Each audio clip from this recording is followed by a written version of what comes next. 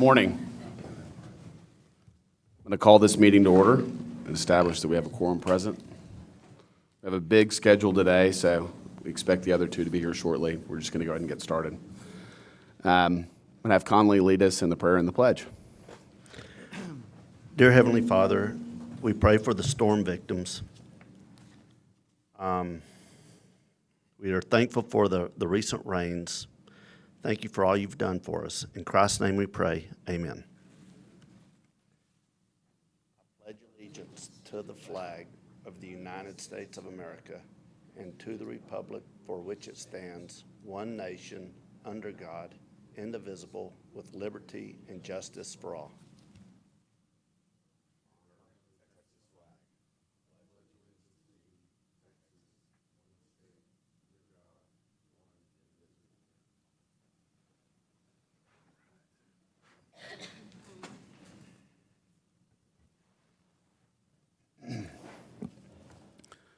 Consent agenda. The Planning Commission may request a consent agenda item to be moved to the regular agenda for presentation and public comment. Otherwise, the consent agenda will be considered in one vote. Do I have a motion? So moved. All right, we have a motion and a second to approve the consent agenda. All in favor, say aye. Aye. Aye. Opposed? 5-0. Regular division, subdivision plats. The Planning Commission has final authority for approval. Appeals may be directed to the City Council. Bentwood Country Club Estates, Section 41, public hearing and consideration of a request for approval of a final plat of Bentwood Country Club Estates, Section 41, and a variance from Chapter 9-5 of the Land Division and Subdivision Ordinance from the requirement for a sidewalk for public safety, being 6.595 acres of land located east of Pine Valley Street and North Bentwood Drive. Good morning, Mr. Chairman and members of the Planning Commission. As you remember, you tabled Bentwood 41. We need to have you take that off the table, and then the applicant is asking that it be withdrawn.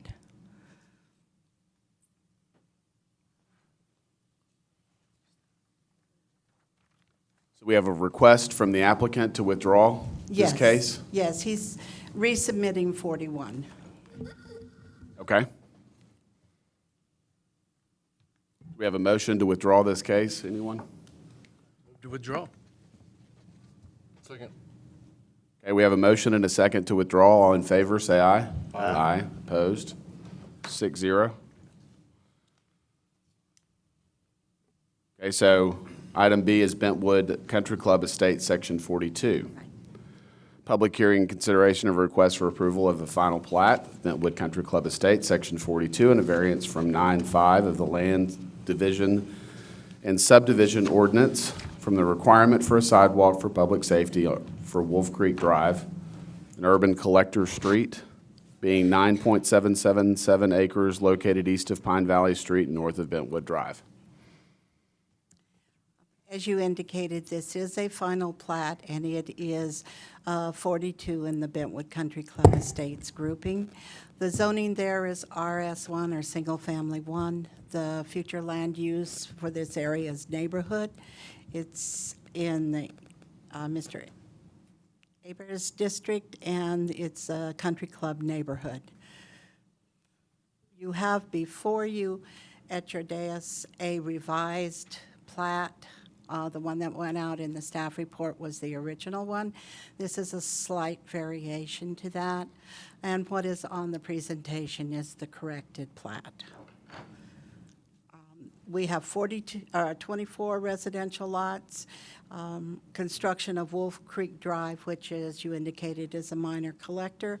And staff is recommending that sidewalks be installed along Wolf Creek Drive because it is a minor collector, and the criteria that we have been moving towards is on local streets.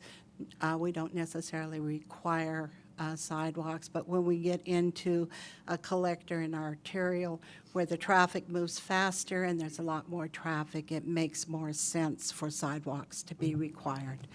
And the applicant has asked for a variance from Chapter 9.5.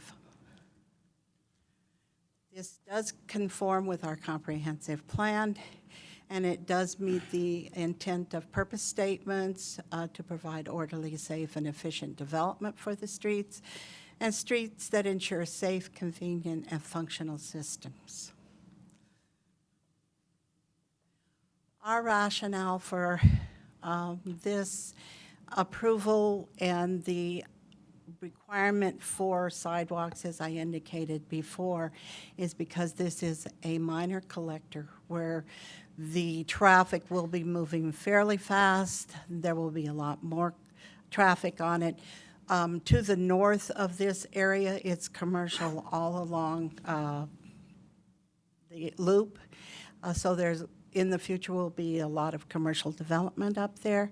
And it is the only area in this entire subdivision development where sidewalks we feel are absolutely necessary because of the traffic that's going to be generated.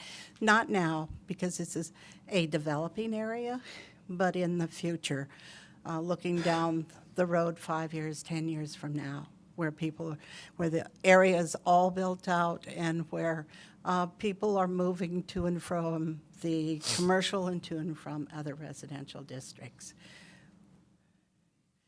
As I indicated in the discussions that our director has had with the home builders, they have indicated if we're going to require sidewalks, that they would be relatively in support of those that are on arterial or collector streets.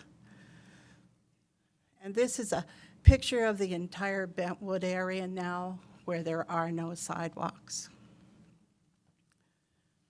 So we are recommending that the variance be denied because of the minor collector is unsafe, that there are no sidewalks anywhere within the 0.6 mile of this development, and the applicant did point that out for us when he was requesting the variance. And I'm using the same example because that's really over a half a mile without sidewalks.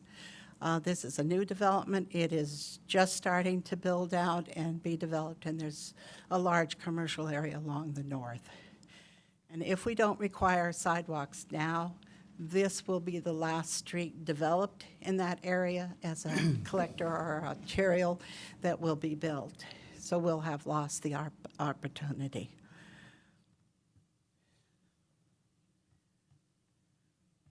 So staff is recommending approval of the final plat for Bentwood Country Club Estates, Section 42, and a denial of the variance on the sidewalk requirement. And we have 8 conditions of approval.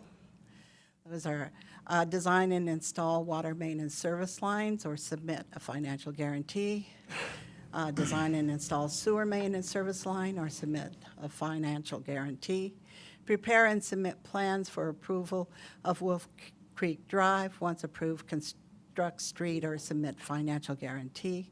Prepare and submit plans for approval of Pine Valley Street, and once approved, construct the street or submit the financial guarantee. Prepare and submit plans for approval of Crystal Point Drive. Once approved, construct street or submit the financial. A copy of the tax certification. Prior to recordation, submit a lift station evaluation to ensure adequate size, and prepare and submit plans for approval installation of sidewalks along Wolf Creek Drive. Okay, thank you. Do you have a larger aerial map that we could look at? I had one question on that.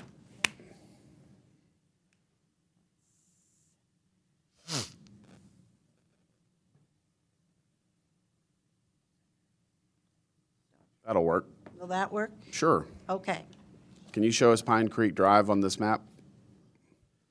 Pine Creek Drive is, it's that east-west drive. Pine Valley, you mean? I mean Pine Wolf Valley. Creek, Wolf Creek. Wolf Wolf Creek Creek. is what I meant, yeah. Wolf Creek is this one that will replace that future blue line, Okay. okay? So what traffic for that neighborhood is going to be utilizing Wolf Creek Drive for access? What we anticipate, now or in the future, now, most people come to Bentwood. In the future, it will be expedient to come over to Wolf Creek and then go up, plus the development that occurs a little more to the south can also use Wolf Creek. Okay. What major roads will Wolf Creek connect to, north and south? Wolf Creek will connect to the service road for the loop, Okay, to the north. yes.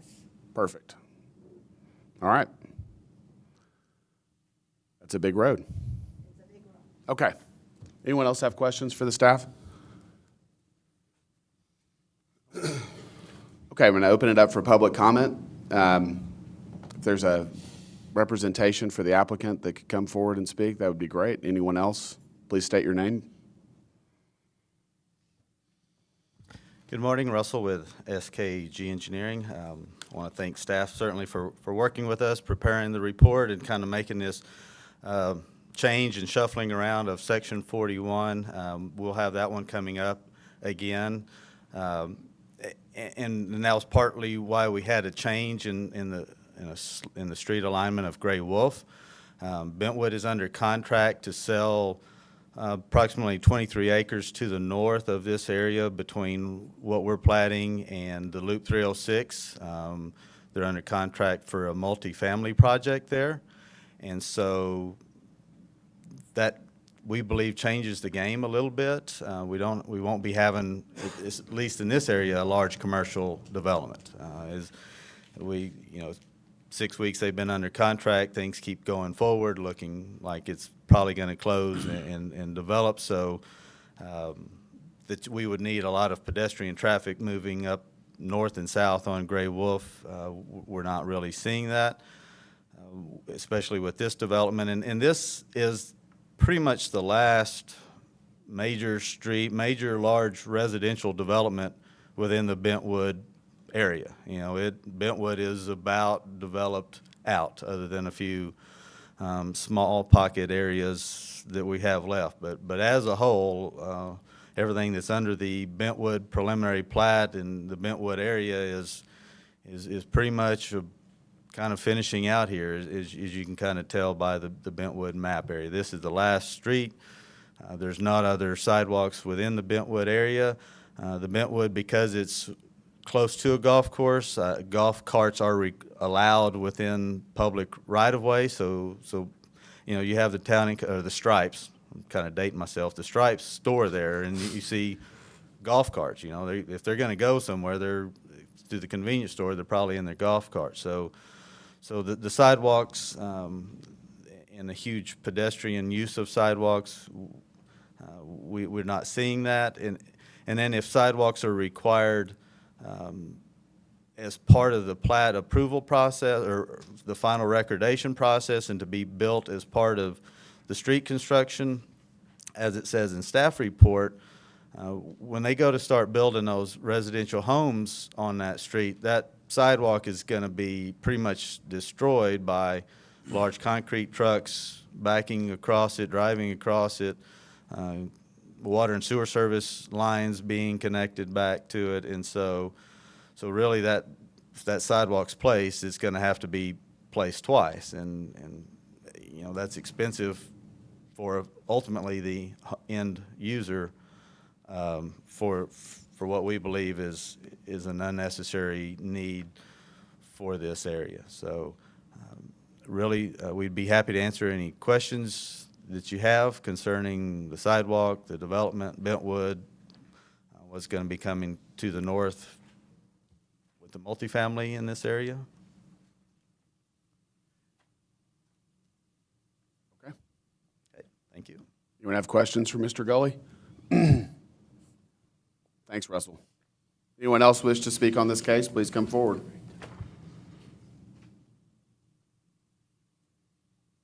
Okay, I'm going to close public comment. could make one quick observation. In situations like this, we have typically recommended that we're okay with deferring those sidewalks in a residential area to the home construction rather than at the time of road construction. So I think, assuming you choose to place the requirement for sidewalks, we would be okay with that deferral. Okay. So when I think about sidewalks, I think about my neighborhood. And I live in Santa Rita, and I think that pedestrian access in our neighborhood is challenging, especially going east and west. Avenue J and Avenue L do not have sidewalks, and it's a problem. And so when I see this major arterial road that has a lot of through traffic that could potentially be on it down the road, maybe not in the next year or two as this subdivision's built out, but long range, I think about Avenue J and Avenue L. And fixing the problem in Santa Rita is very difficult. And this is our opportunity to make it right for this development and for those homeowners as this subdivision gets built out long range.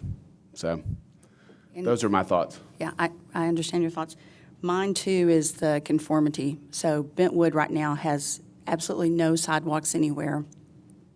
There's going to be multifamily in front of this or behind it, however you want to look at it. They're very cautious with walkers. They're very cautious with their golf carts out there. I'm not sure that one partial road with sidewalks is going to make a difference. It looks like it would be out of place and not conform with the rest of the neighborhood. Okay. I think you've got a 60-foot wide road that's built out that way for that reason. I mean, because of if you want to call it pedestrian traffic, it's golf carts primarily in that area. And so for that reason, I think there's wider streets. I don't really see it as a need in this area. And it doesn't conform with the rest of the subdivision. Okay. Anyone else have comments or concerns? All right, I'll take a motion. Make Move a to motion approve. Go ahead. to approve. Go ahead. Joe, I'll second it. Nope. You started first, go ahead. I'll second yours. I like being number two. Do you? Yeah, Okay. number two is well, great. I would like to be number two. Make a motion to approve, including, as presented, including the variance. Okay, so we have a motion and a second. I'll second. Yes, a motion and a second to approve with a variance for the sidewalk requirement. So all in favor, say aye. Aye. Opposed? Aye. Aye. So that's Could we get a show of hands on the nays, just so we, the nays, the nays? 2. Okay. So 5-2.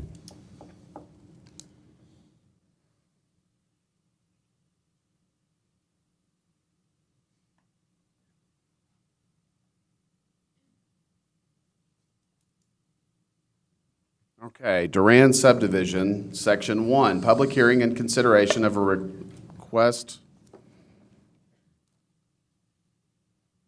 That's correct, okay. For approval of Duran Subdivision, Section 1, and 2 variances from Section 103A2 of the Land Development and Subdivision Ordinance to maintain a minimum paving width of 36 feet in lieu of 50 feet for Era Street and Woodruff Street, urban collector streets, being 1.32 acres located at Era Street and Woodruff Street. Good morning, Hillary Bucher. We're going to start with Duran Subdivision Section 1. It's a final plat of 1.32 acres. It's near the corner of Era and Woodruff. If you can see, there's one parcel that is being left out right at the corner that is already existing. The zoning is RS1 with the future land use of neighborhood, SMD number 3, Harry Thomas's district in the Bel Air neighborhood. So this is it's an unplatted tract of land being platted into 5 residential lots. They're requesting 2 variances. So it's the same section of the subdivision ordinance. It's chapter 10.3A2. I'm sorry, that should be 2, to allow the pavement width to be maintained at 36 feet. So that would be for both of the streets in question. Again, it's an infill area, so The RS1 zoning would be consistent with a neighborhood future land use. It's a continuation of the existing development around it. It will accommodate for new residences, and the lot sizes will be similar to those in the existing development. So we are actually recommending approval of this variance. All the adjacent properties are fully developed. There are some surveyed pieces, but they already have homes on them in that area. The street standards generally do not apply to this area. Like I said, it's a small infill project. Traffic counts in 2008 show Woodruff Street serves similar number of trips to a local street as opposed to a collector. And the plat will not drastically increase the traffic on either street, with it being just 5 lots. So this is a picture of both streets. This would be Era and then Woodruff. So you can see they both have curb and gutter. It's pretty nice streets, and for the most part, will service this area sufficiently. So staff is recommending approval of the final plat of Duran Subdivision, Section 1, and approval of 2 variances from Chapter 10-3A2, subject to 6 conditions of approval: a copy of the tax cert, a drainage study, install the sewer main lines and service lines, install water service lines, and then improve Woodruff and Era are 2 conditions, or seek a variance, which they have. So does anyone have any questions? All right. Thank you. Thank you. I'm going to open it up for public comment. Anyone wish to speak on this case, please come forward. Good morning, Erica Carter with Carter Fentress Engineering, and I'm here to answer any questions y'all might have. Any questions for Erica? No? Thank you, Erica. Anyone else wish to speak on this case, please come forward. All right, I'm going to close public comment. Anyone wish to make a motion or? Make a motion to approve as written. All right, we have a motion and a second to approve as presented by the staff with the variances. All in favor, say aye. Aye. Aye. Opposed? 7-0. First replat in lots 26 and 27B, Block 3, Poulter's Highland Acres Addition. Public hearing consideration of a request for approval of a first replat in lots 26 and 27B, Block 3, Poulter's Highland Acres Addition, being 3.26 acres, located at 3950 Arden Road. Hillary Bucher again. We're moving on to Poulter Highland Acres. This is second replat in 26 and 27B. Some of you may remember last year we actually looked at the adjacent property and actually created 27B. So this actually seeks to take 27B and add it to 26. So it's a replat of a little over 3 acres at the corner of Arden Road and West Houston Hart Expressway. There's 2 zoning categories on this. There's R&E and CGCH. So this section up here, it's kind of a hill section. It's actually zoned R&E, but the development, is quite significant there to be able to use that land being the hill. The future land use is rural and commercial, again, following that line on the top of 26. Single member district 6, Billy DeWitt in the Bluffs neighborhood. So this is the proposed replat. You can see here they'll just create 26A, absorbing what was 27B. So it's 2 platted lots being combined into 1 lot. CGCH would allow the improvements to the commercial along Arden Road. It's consistent with the commercial future land use. Again, the continuation of the existing development along Arden Road. The new lot will allow expansion of the existing business and the continuation of that type of development along Arden. Staff is recommending approval of the second replat of lots 26 and 27B, Block 3, Poulter Highland Acres Addition, subject to 5 conditions of approval. Tax cert. Number 2 would be a drainage study. 3, water and sewer service lines, so not main lines, just the service lines. And then the plat title and signature blocks, there were just some minor errors in there, so they would have to revise those before recordation. Does anyone have any questions? Thank you. Thank you. I'm going to open it up for public comment. Anyone wish to speak on this case, please come forward. State your name. Erica Carter, again, with CFE Engineering. Here to answer any questions. Thank you. Anyone else wish to speak on this case? All right, I'm going to close public comment. Anyone wish to make a motion? Approve. Second. We have a motion and a second to approve as presented by the staff. All in favor, say aye. Aye. Opposed? 7-0. First replat of Tract J, the Bluffs Edition, Section 30.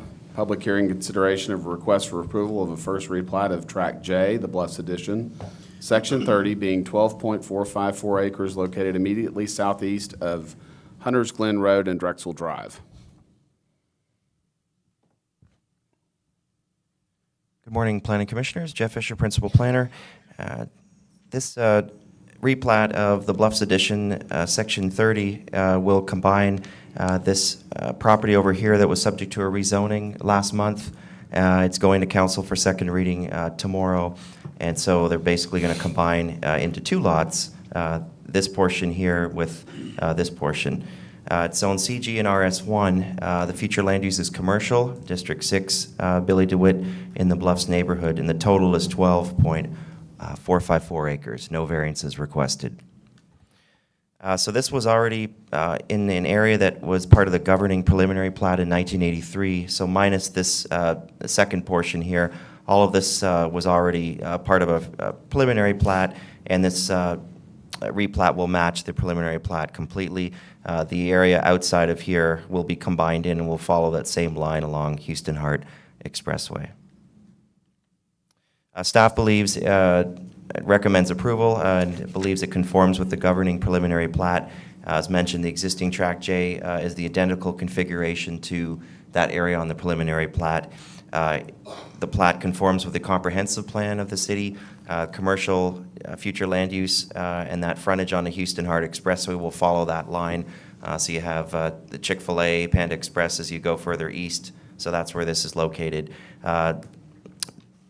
Staff is recommending sidewalks along all three sides. That's also consistent with the HEB and the Chick-fil-A and those other plazas as you go further west. That'll provide more pedestrian safety and connectivity through those commercial projects. Last conversation I had, the applicant is willing to do that, provided they can defer that to the construction stage, and staff would be okay with that. And finally, we believe it conforms with the intent of purpose statements. You've got access from Houston Hart and Sherwood Way Service Road for the new sidewalks. Will provide greater traffic and pedestrian circulation, so that meets all of the intent of purpose statements in the subdivision ordinance. Staff recommendation is to approve the first replat of Tract J, subject to 5 conditions of approval. A copy of the tax certification, add Sherwood Way Service Road to the plat. The area to the southwest is actually when we changed the street name and TxDOT did that realignment. They just need to show that on the plat. Install sidewalks prior to final occupancy, a drainage study, and install the new water and wastewater service lines. This concludes staff's presentation. Any questions or comments? Could you go back to the tract, please? Went too far.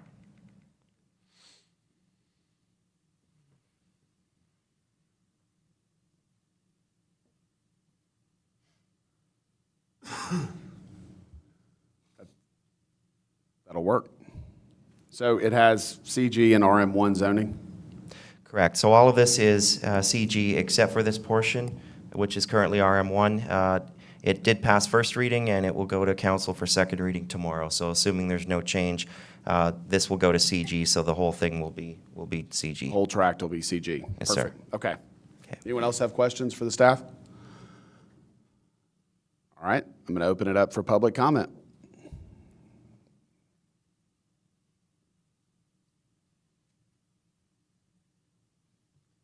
Good morning, Russell with SKG Engineering. We had numerous meetings with staff discussing this project and discussing sidewalks. And I do not recall specifically that when we talked to staff that we had this portion of the Houston Hart frontage road to be sidewalks. Our discussions were to have sidewalks certainly along this route, and then coming here and bringing it up, how the frontage access road, whatever you want to call it, I don't know if there's a better aerial of this area, that we would just bring it around and stop when you're on one of the Houston Hart frontage roads, and then it takes the right to where you can turn and come out by HEB, that we would stop the sidewalk at that location and not have to continue it. I guess I'm gonna kind of call it northeast bound on the main Houston Hart frontage road. That doesn't really take you anywhere. There's, I guess, an AEP substation and just a whole lot of terrain going that direction. So we were all in agreement with kind of the large portion that we had shown, but not really continuing all along the segment of the Houston Hart frontage road. There's a lot of right-of-way width there. The developer won't be doing any work per se other than 2 entrances through there. Now we're dealing in TxDOT right-of-way with stuff. And so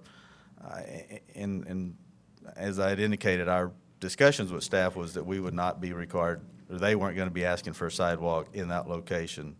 So we'd ask that to be reconsidered. And then we also have talked to engineering, and they've agreed to defer the stormwater study and the water and wastewater service line installation until part of the building permitting phase. So be happy to answer any questions.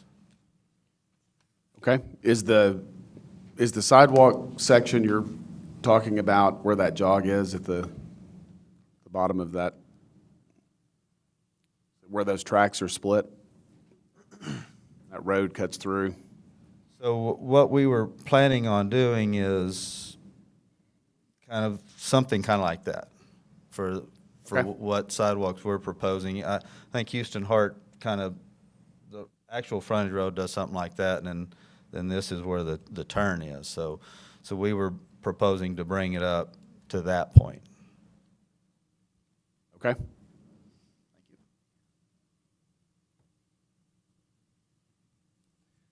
I think staff's concern was that, and Russell, correct me if I'm wrong, if there's future development in here, that we would have that sidewalk extend so that there'd be connectivity, I guess, between the two sites. I understand if you go further east, it may or may not develop commercially, but I think that was our initial thought, and maybe we misunderstood that when we spoke. Is there an aerial photograph or any way we could get to any?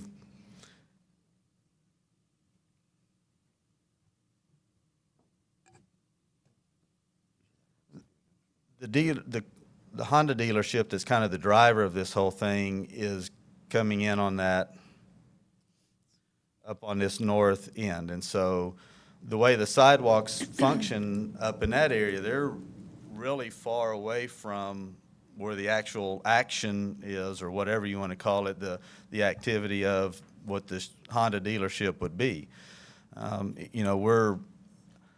So how pedestrians would move, we don't see how, unless someone's walking maybe from the academy side, walking underneath, and then they can turn and work their way in from that direction. The sidewalk we're proposing would get them to the Honda dealership.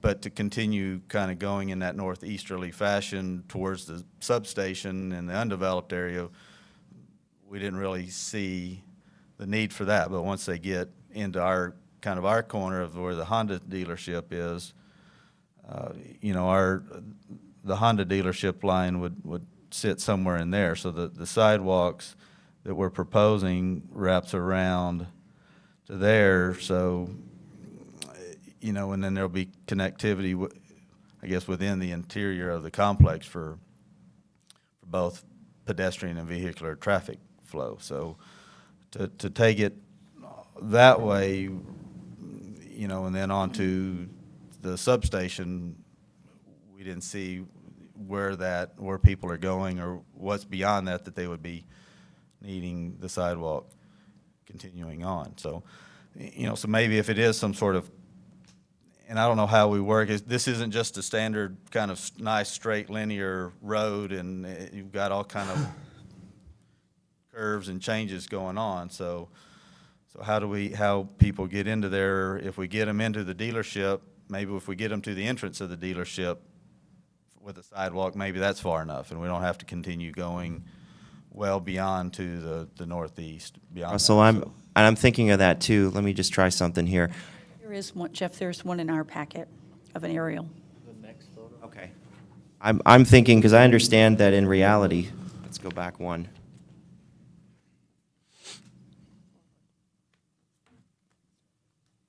In reality, it sort of does this. It might be helpful, at least just to go to this point, because if I understand correct, that commercial development might be over here, so it might just be sort of extending it like that, and then from here to here, I can see, I don't know, that might be something for the rest of our team to weigh in on.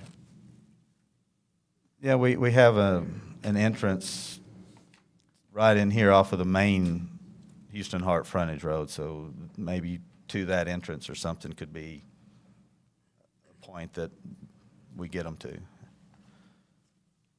So let me ask you a sidewalk question. So if you go over to where your entrance is going to be, then you would not be doing a sidewalk to Sherwood Way Service Road, correct?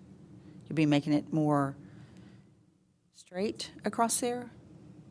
Well, I wish that aerial would pull up. If we need to go to the sidewalk, or there is a sidewalk kind of in that intersection there, I believe. So if the frontage road comes in, so maybe we follow the frontage road and then we follow the other frontage road to our entrance and then in?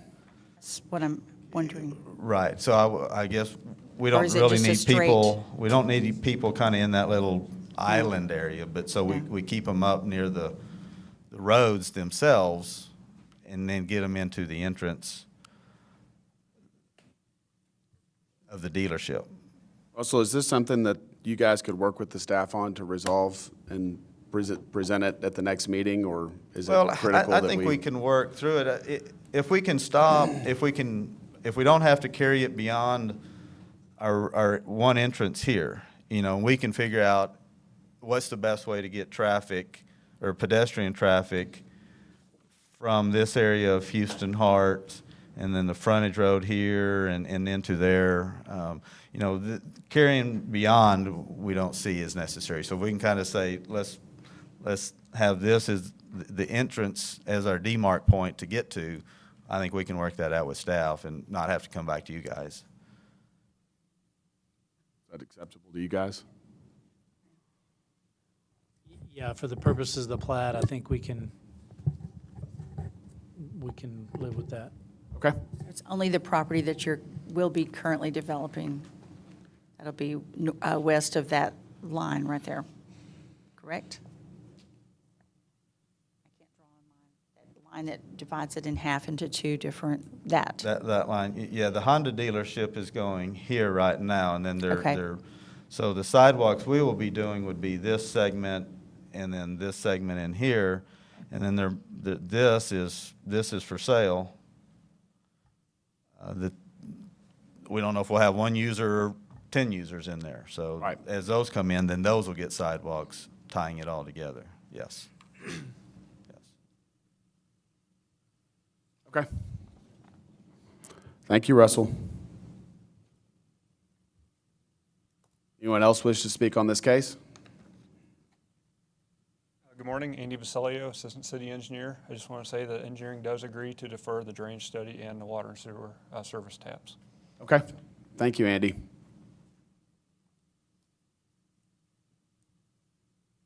Anyone else wish to speak? All right, I'm going to close public comment. Anyone want to make a motion or have questions?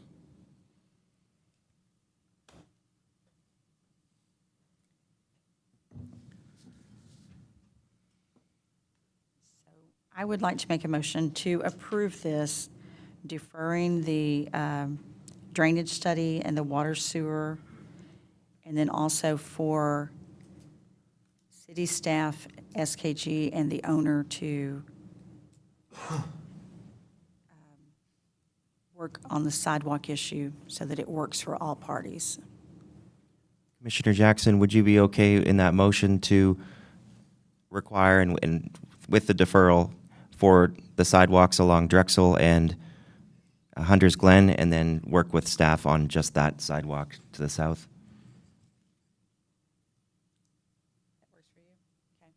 Yes, sir. That will be great. Second. Okay, we have a motion and a second to approve.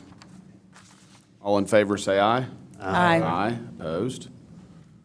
None. So 6-0. Rezonings. City Council has final authority for approval of rezonings.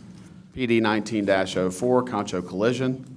Public hearing consideration of a request for approval of a rezoning from the General Commercial Heavy Commercial Zoning District to a planned development zoning district to allow for existing uses and uses permitted within the General Commercial Zoning District and an overall use plan and an off-site monument sign being 2.38 acres generally located at 1909 West Beauregard Avenue. Good morning again, Sherry Bailey, once again presenting on Concho Collision's PD request. As you indicated, this is 2.38 acres, and it's generally located around 1909 West Beauregard. It is a rezoning from CGCH to planned development with the intent that the underlying district pertains to permitted general commercial zoning categories and uses, an existing use plan, and then off-site monument plan, as you indicated. District 5 pertains here, and Lane Carter is the representative from that district, and it's in the Santa Rita neighborhood. The future land use for this area is neighborhood center, and the present zoning, as I indicated, is CGCH. This is a picture of some of the pieces that we're talking about. These are both not necessarily on the Beauregard side, but on the Polk side. And if you look at this area, the house to the south there, the owner has just purchased that property. It is included in the PD rezoning, and that is an alley that we will be discussing.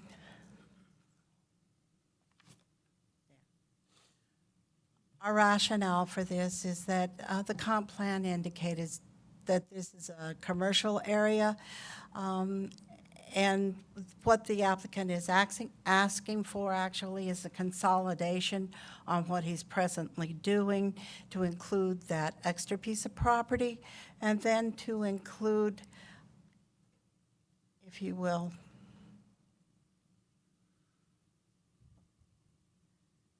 I guess the map was not in there. What was in it just a minute ago? Let me have a chance to go back just a little bit. There. The triangle area that we're talking about, also including in this, is that little triangle where Sherwood and Beauregard split. The applicant is intending to purchase that piece of property, to landscape that piece of property, and then to have a monument sign in there that's approximately 8 by 10 feet, and I believe that was in your packet. And his intent overall is kind of to bring everything together under one plan, to rezone it the PD, which would consolidate his 0 lot line buildings that are existing and the fencing that is there, and to include that off-site sign that is really an invitation into the area. And staff is recommending that it be approved. Probably without that. With 3 conditions: that the existing use in buildings which comprise the complex make up the overall plan, and then any additional properties that are added to that will come in as an amendment to the PD. That the monument sign be permitted to be placed in the triangle property and must generally match the design that was in your packet. and that approval applies to the security fencing for the land as indicated. Are there any questions? No questions. Thank you. I'm going to open it up for public comment. Anyone wishing to speak on the case, please come forward.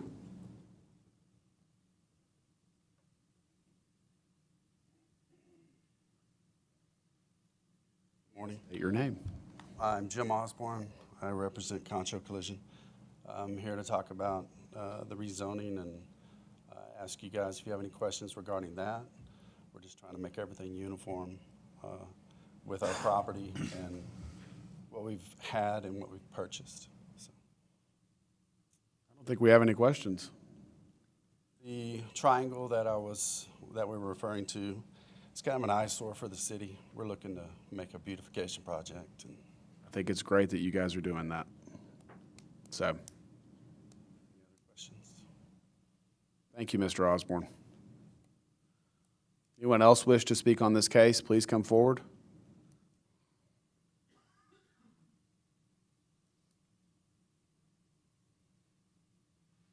Morning. My name is Elizabeth Jacobo, and I represent the property right next door to the building. And I don't know how to work this, but I'd like to show a few things Yes. if possible.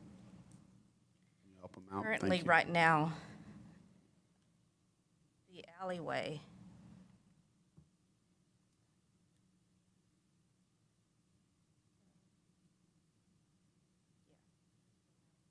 yes, actually, either way, it doesn't.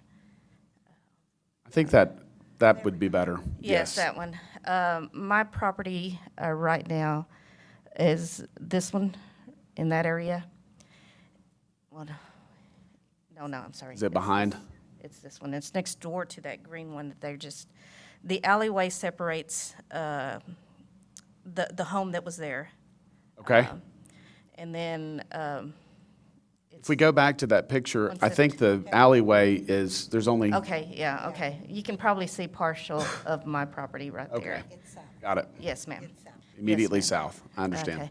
Okay, so currently, right now, the alleyway separates from the residential area. And, you know, to me, there's currently a lot of traffic right now, and there's a lot of families. I don't live there, but I do lease it out to a couple of people. Okay, And so, anyways, right now, currently, the traffic is pretty high on Tyler Street in Colorado because of the big trucks. And of course, you know, it's a good business, and they've made it look really nice in this area, right in here. And they finally fenced that area. But for a while, you know, there was people on the corner. They would they have an exercise place or whatever.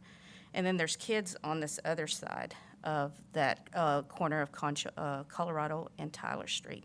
So I'm just concerned with the high traffic and stuff because we were recently, all the homes in that area were getting remodeled. And so when I saw that home getting remodeled, as you can tell, they had new windows and everything. So I thought, okay, you know, things are starting to really look nice in this area.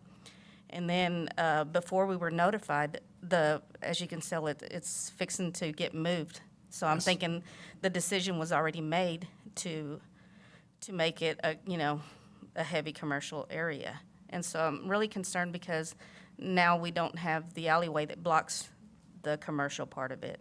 It's all of that. So that was just my concern. So I'm not in favor of it right now. I'm in opposition because I feel like it's going to devalue my property. And I've just recently put a lot into it to convert it back to a residential area. okay, So that was my. thank you. So I think it would help to address some of these concerns. Mr. Osborne, yes, if you could speak to what you guys plan to do with that lot that has the house on it Sure. that's being moved. The property that has the house on it that's being moved, that property was being remodeled, but then it was abandoned on the remodel. Yes, sir. So you can see it's in bad shape. We purchased that property from the owner, but our plan is to basically remove that house, but we're gonna put a fence in between, which is gonna be a privacy fence. Okay, Are there going to be any improvements on that lot? Yeah, it's basically gonna be a parking lot, A parking lot? Yeah. Okay. So- A fenced parking lot? a fenced parking lot, but we're gonna put a privacy fence in between the property, so. Okay. She won't be able to see, or anyone won't be able to see on the other side of the fence. Okay. I understand. It'll kind of separate the commercial between the residential. Okay. And then the alleyway, we're going to address separately. Is there a proposal to abandon that? Yes, there is. Okay. So for now, thank you. Got it. All right, if you could go back to that overview map one last time, please.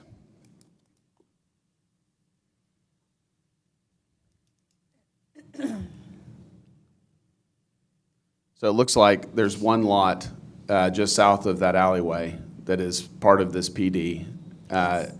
If there's any additional land purchased, it would not be part of this planned development. Is that correct? That's correct. It would have to come back as an amendment.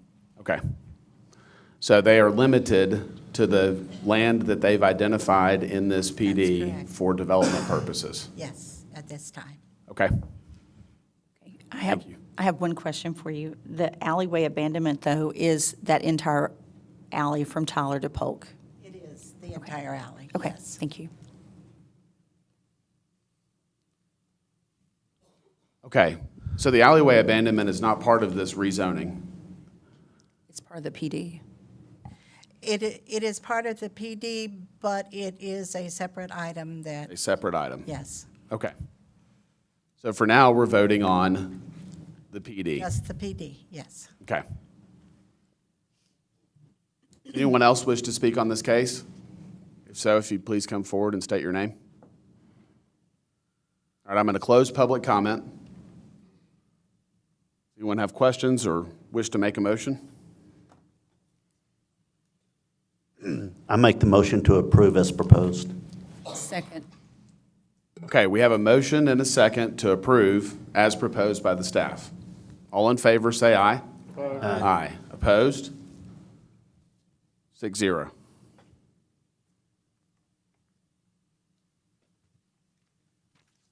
All right, I'm going to jump over on this agenda a little bit here to the right-of-way abandonment for this case. So, under right-of-way abandonment, City Council has final authority for approval of the vacation and abandoning of public right-of-ways.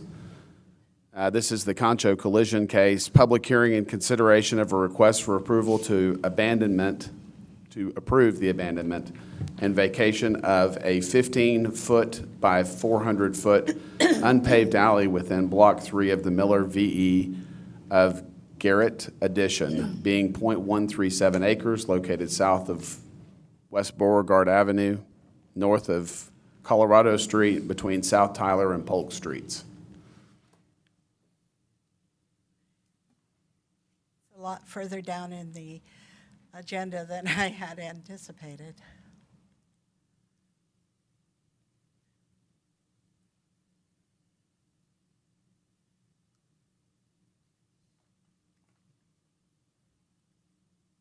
But yes, the issue before you now is the alley that we have indicated before in the Concho Collision PD request. It is an east-west alley. It is 15 feet by 200. It's a fairly short alley. There are only 3 property owners that actually abut that alley. And at this time, Mr. Osborne has indicated that he wants to purchase the alley, and if no one else wants to purchase their portion of the abandoned alley, that he is open to purchasing that. His intent is to include it in the PD, as we noted before, and to make it part There we of go. that parking area in that front area where the fencing will be. We are requiring, if you vote to abandon the alley, and there are the other 2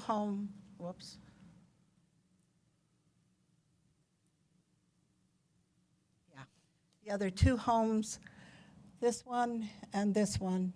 The property owner to the north has indicated he's not interested in purchasing his portion of the alley and the property. To the south, the owner has said that he needed to talk to his wife and he would get back to us the first of next week. So it's really a side lot alley, Really is.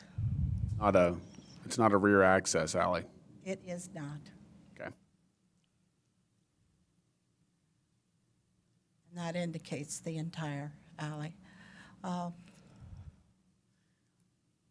Looking, as you indicated, it is a side lot alley. It's unpaved. There are no rear garages or entrances off of that alley. There are utilities in the alley, and so we would be requiring a unobstructed easement for access to those utilities. AEP in particular was concerned, as is there's a water and sewer. There appears to be no basic impact to the surrounding property owners or to the area. As indicated, it's not an alley that's used often, and we don't see that it will be anything but a benefit to the city and to the property owner. And the staff is recommending approval with 4 conditions. Those are payment of the assessment formula, recordation of a quitclaim deed, subdivision replat, which encompasses the abandoned alley within 18 months, and to provide the unobstructed easement. Are there any questions? I have one question. If the alley is purchased by Colocation, the property owner, you mentioned that there were utilities in the alley. Yes. Can they pave the alley? It's my understanding that they can pave the alley. Okay. They have to provide access to that to the utilities company. And most of the concern was AEP, who's elevated lines. Okay. All right. Thank you. I'm going to open it up for public comment. Anyone wishing to speak on this case, please come forward.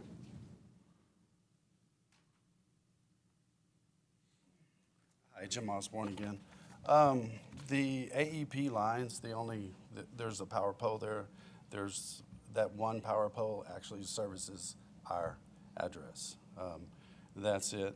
Very limited on the utilities under there. The alleyway goes, basically, there's no traffic in it. It's not used at all. Right.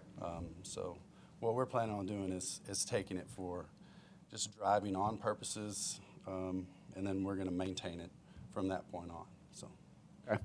If you acquire the alley for the lots behind the property that you currently own, do you plan to utilize that additional land or just maintain it? What would you do with that land?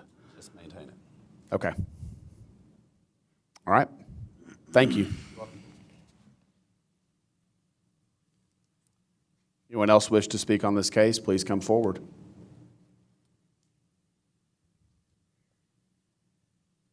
All right, I'm going to close public comment. Anyone have questions or wish to make a motion? Motion to approve is written, presented. Second. Okay, we have a motion and a second to approve as presented by the staff. All in favor, say aye. Aye. Aye. Opposed? So 6-0.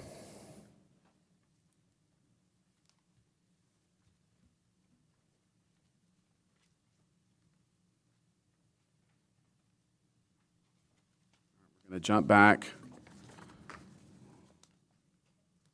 We're under rezonings.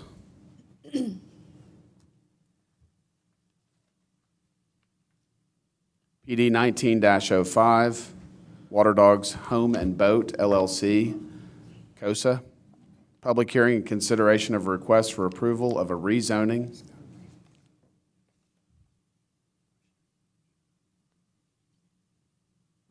Lost my spot. From the single-family residence and general commercial zoning districts to the planned development zoning district to allow for uses permitted in the general commercial zoning district with underlying uses for retail and service, entertainment, and water sports facilities, a small recreational vehicle park, 5 pads, and an office, being 1.23 acres located at 2138 Mary E. Lee Park Road.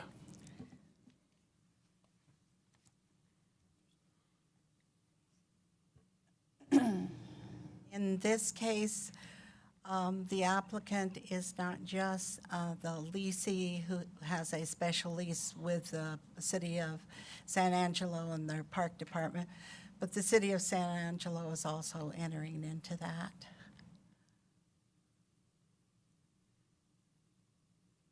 And I'm hoping to get there pretty soon.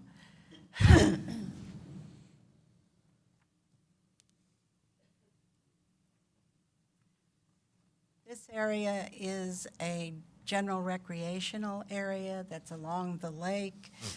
If you've been out there, there's paddle boats out there. There's a number of different recreational areas out there, and it is under lease and has been for quite a while. The applicant that is making the request in this case has had it for a shorter period of time and is looking to improve the area, improve his options to that area.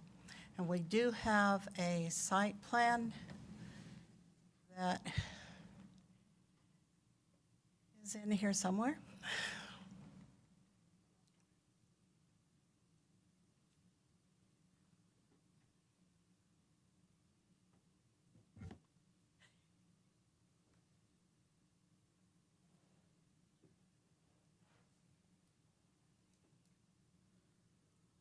One away, almost there. Almost there. I'm so excited. There we go. This is the site plan that the applicant has presented, and he's looking at a 5-year development plan.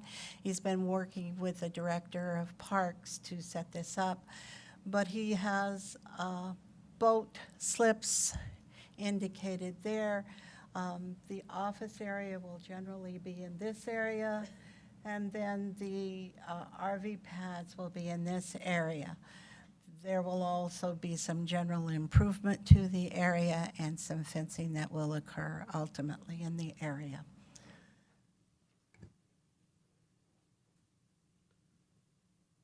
The city has wanted to take this out of single-family zoning to the PD and commercial zoning, which is more in keeping what the intended use is in the future.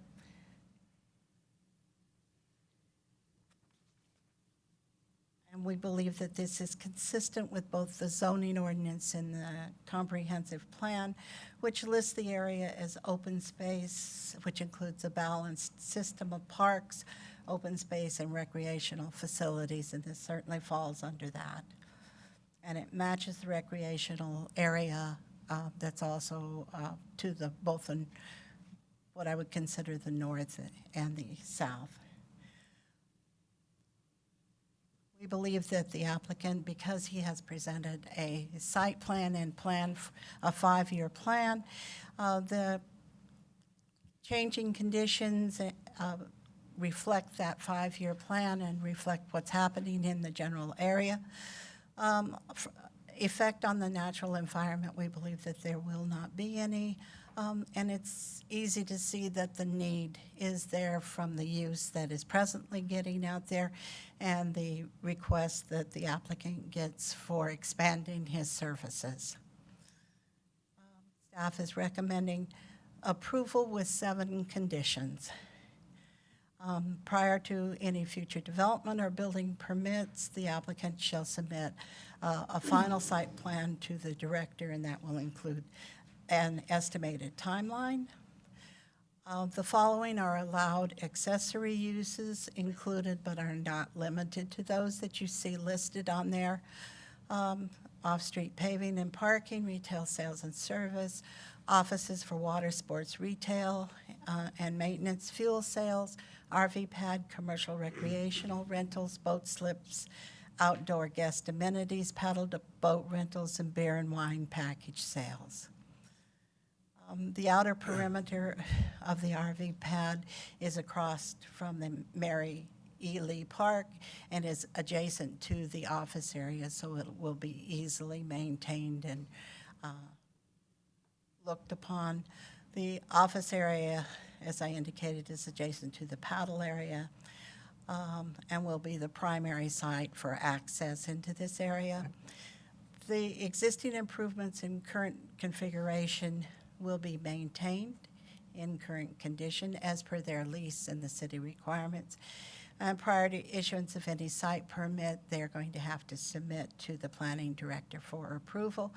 And it is understood that this is a 5-year plan and may be subject to change in the planning director or bringing it back to the planning commission if need be. Are there any questions? So do they currently have a lease with the city on the park? And how long have they been there? This personal one, I do not know. We'll have to ask the applicant exactly how long they've been there. I know they purchased the lease from a previous. Okay, so it was, okay. And then on the RV park, approximately 6 years ago, we had an 18-month study within the city of San Angelo, and RVs were only allowed in certain areas, of which this would not be one. So now you're asking us to go against what's already in place and put in an RV park for 5 or 6 RVs. Is that correct? That is what they've requested, and that's what the park director had agreed to.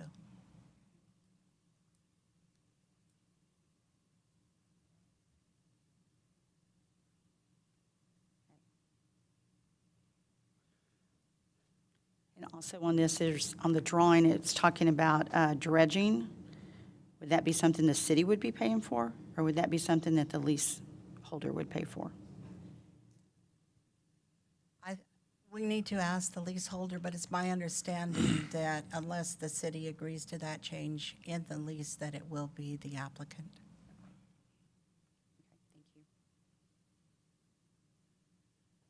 Okay.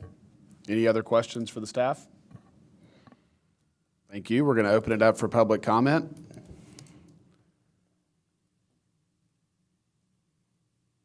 you would, please state your name.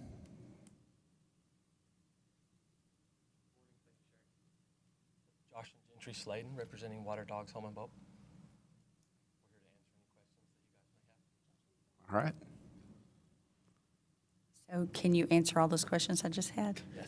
Thank you. So we were unaware of let me start with when we purchased this. We purchased it from Wayne Nickel. It was previously Concho Cruises in July of 2017. The RV park, this is kind of just the dream, the goal, certainly 5 years down the road, really just to try to generate some income during the winter. We are not set on that. If there's certain city ordinances that prevent that, we're happy to scratch that off. There were, that was long, detailed, numerous hours and meetings that were spent on RV parks at that time.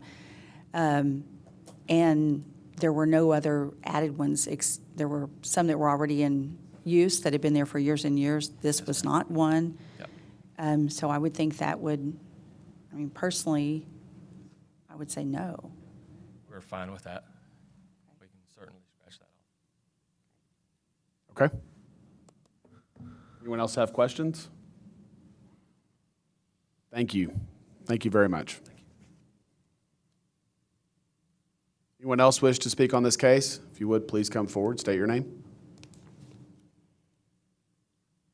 Harry Thomas, councilman. I wouldn't probably normally speak on this, but I have to agree with what Ms. Jackson said, is this is probably not an area that the council would like to have an RV park at. So Mr. Hebert's not here, and it's in his district, and I'm not speaking directly for him, but I do know that this is probably something that would not be approved by the council. Harry, is it just the RV pads that you're concerned about, or is there some other aspect that? No, I think the RV issue is that if you take a look at the master plan for this particular area. Yes, sir. That we spend a lot of money and a lot of time on, and the only reason that some of this has not been developed out there right now is because of the sewer issues that we've got, and we're trying to move those forward and put in new lift stations and so forth. But there's going to be, that's probably not going to happen overnight. So, I'd like to see people develop out there, but I think RVs in that particular area is probably not something that we would like to see. Thank you, sir. Appreciate it. Anyone else wish to speak on this case? If you would, please come forward. All right, I'm going to close public comment. Anyone have additional questions or wish to make a motion? I'd like to make a motion to approve all but the RV park as presented. Okay.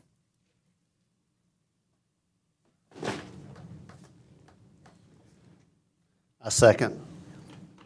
Okay, we have a motion and a second to approve excluding the RV pads. All those in favor say aye. Aye. Aye. Opposed? 7-0.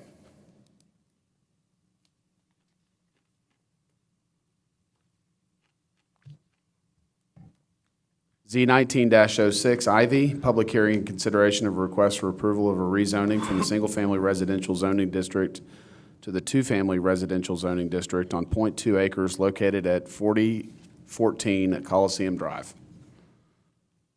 Good morning, Hillary Bucher again. This case is Z1906 Ivy. Again, it's a very small, .161 acres, 4014 Coliseum Drive. They're asking a rezoning from RS1 to RS2, single-member District 2, Tom Thompson, and then the Lakeview neighborhood. So you can see it's kind of an odd-shaped lot. There's actually a little piece that's behind it. Doing some history, we've looked at some old aerial photographs. The structure looks to have been there before 1954. I've heard from several residents in the area that it served as apartments for a long time. As I was there and went around the building, I think I counted like 7 different stoops. So I don't know how many units there was at one time. The apartment use discontinued, and so they are asking to take it from RS1 to at least RS2. It's kind of a strange structure to try to make into RS1. The future land use of this area is neighborhood, and the current zoning is RS1.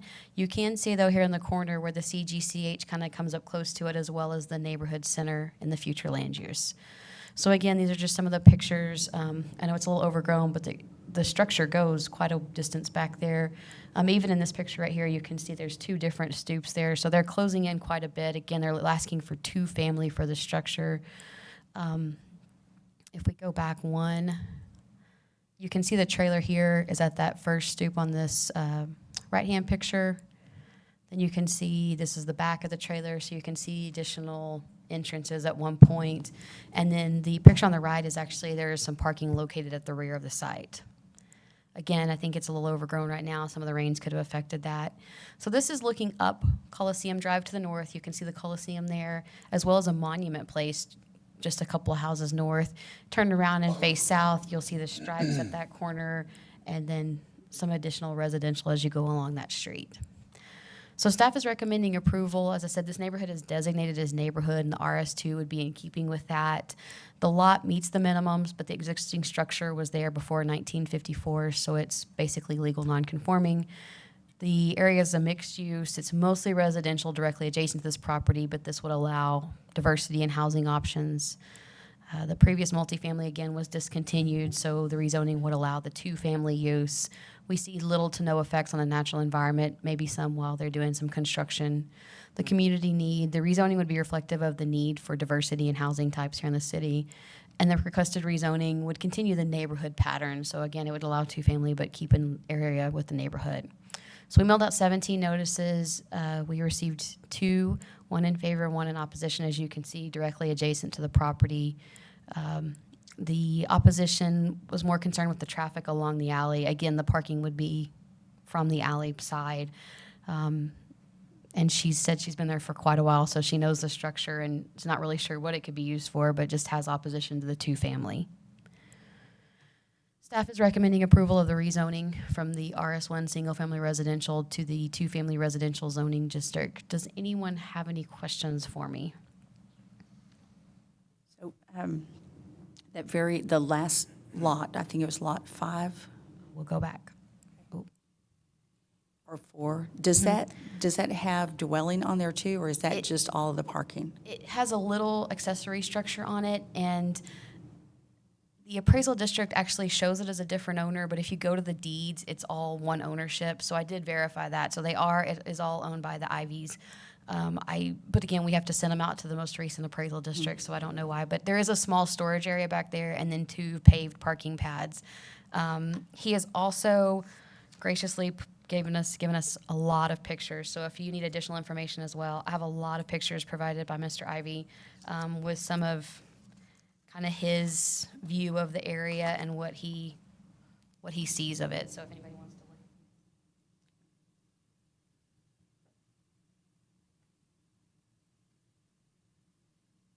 look. Okay. Anyone else have questions for the staff? All right, we're going to open it up for public comment. Anyone wish to speak on this case, if you would please come forward and state your name.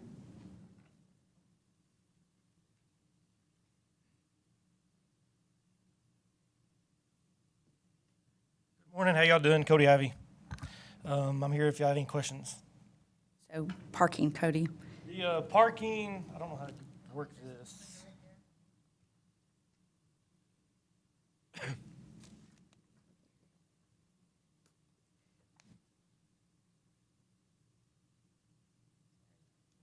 Intent would be right here in this area for the A, which A would be like the first half. And then right along right here, put a fence, and then this is the property line here. This would be A, and then this would be parking for B back here, which this is actually a storage building. There's a storm cellar right here. There's another lot almost this size on the opposite side. And so there's actually 2 parking places back there. I think one's like 10 by 19. The other one is kind of offset. So I just kind of cap it off to make it another parking, but you would have a parking here for A and parking here for B. So on A, is that from Coliseum Drive, or is that also from the alley? Coliseum Drive. Okay, so you just have the one from the, you just have one of the units parking from the alley? Yes, ma'am.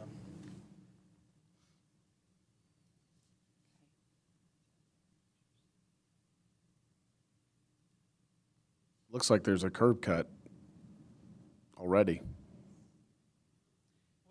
When I purchased it, from what I understand, there was 5 of them, and the city owned it like a long time ago, and then somebody else had bought it, and they actually did all this work before I purchased it already. But when you look at it, trying to make a single-family dwelling, it's very long. It's only 25 foot wide for half of it, and then it goes back out to about 32 feet. It's just real hard to make one house out of it.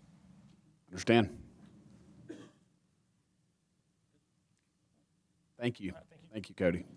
Anyone else wish to speak on this case? If you would, please come forward. And just so you know, this is that one spot he was talking about. There's another one there with the little storage building in between, if that helps.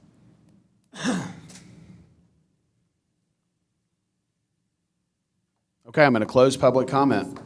Anyone wish to make a motion or have additional questions? Motion to approve is written. Second. We have a motion and a second to approve as presented. All in favor, say aye. Aye. Aye. Opposed? 7-0. Z19-07, public hearing, Von Rosenberg, public hearing and consideration of a request for approval of a rezoning from the neighborhood commercial zoning district to the low-rise multifamily residential zoning district, being .915 acres located at 5205 South Bryant Boulevard.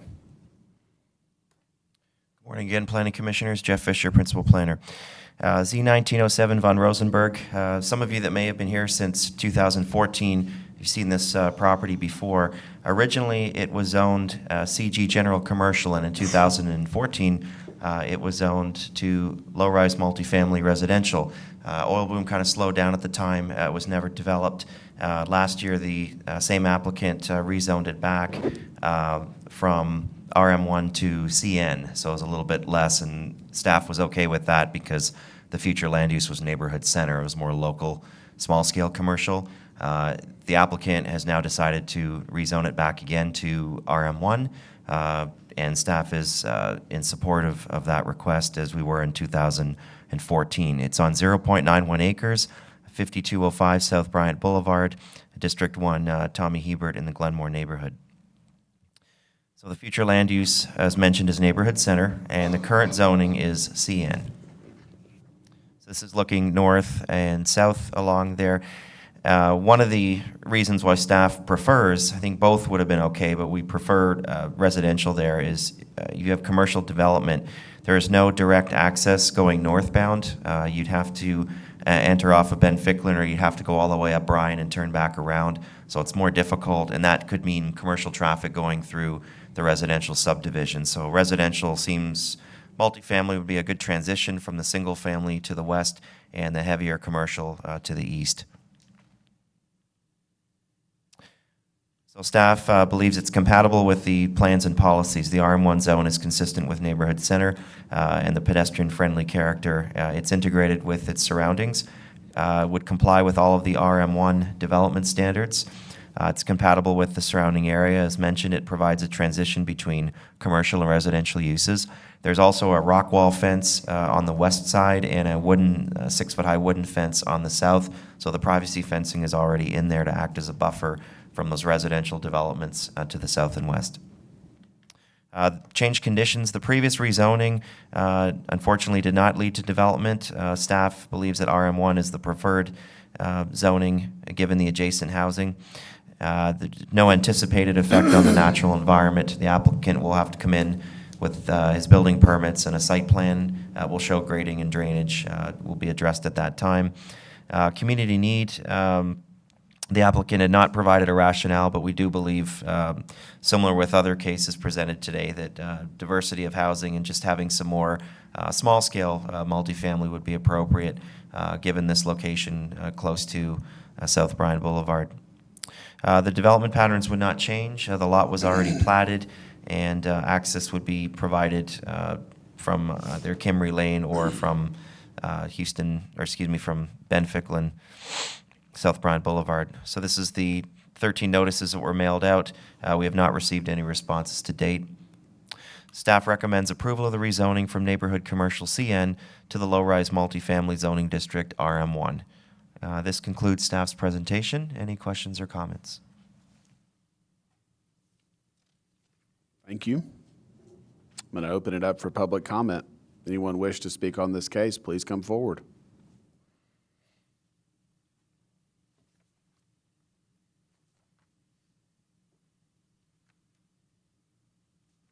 I'm Eric von Rosenberg. I own the property.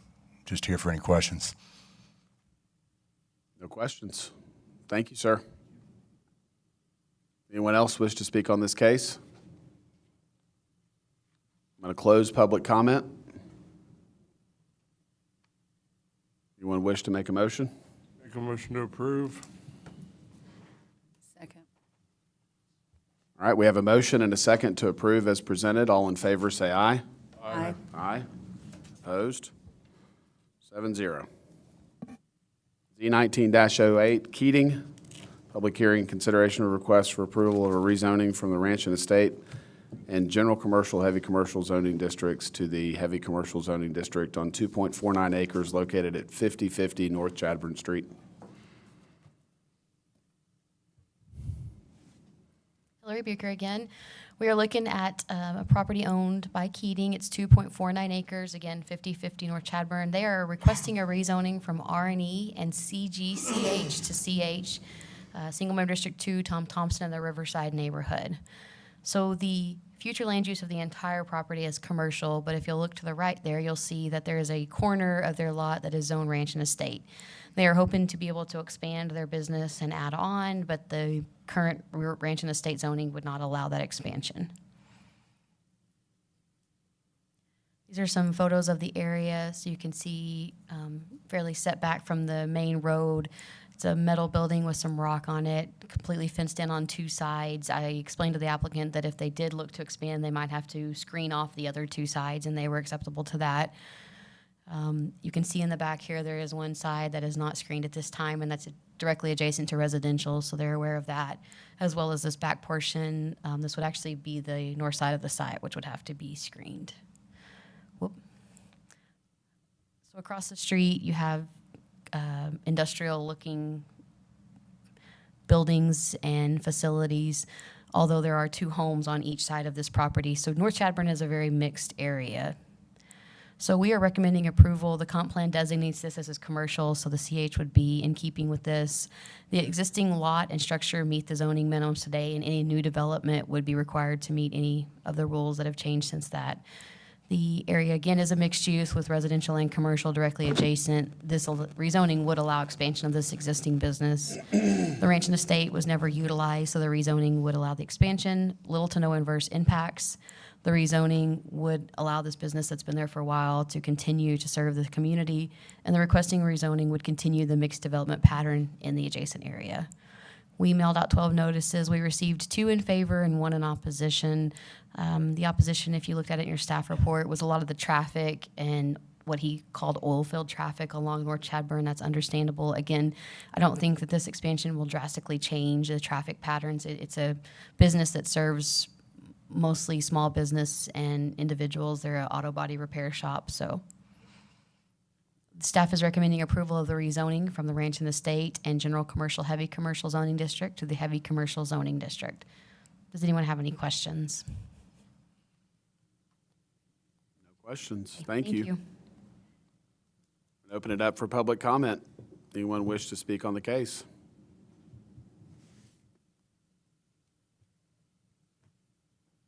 Erica Carter with CFE Engineering, here to answer any questions you may have. Thank you, Erica. Anyone else wish to speak on this case? I'm going to close public comment. Anyone have questions or want to make a motion?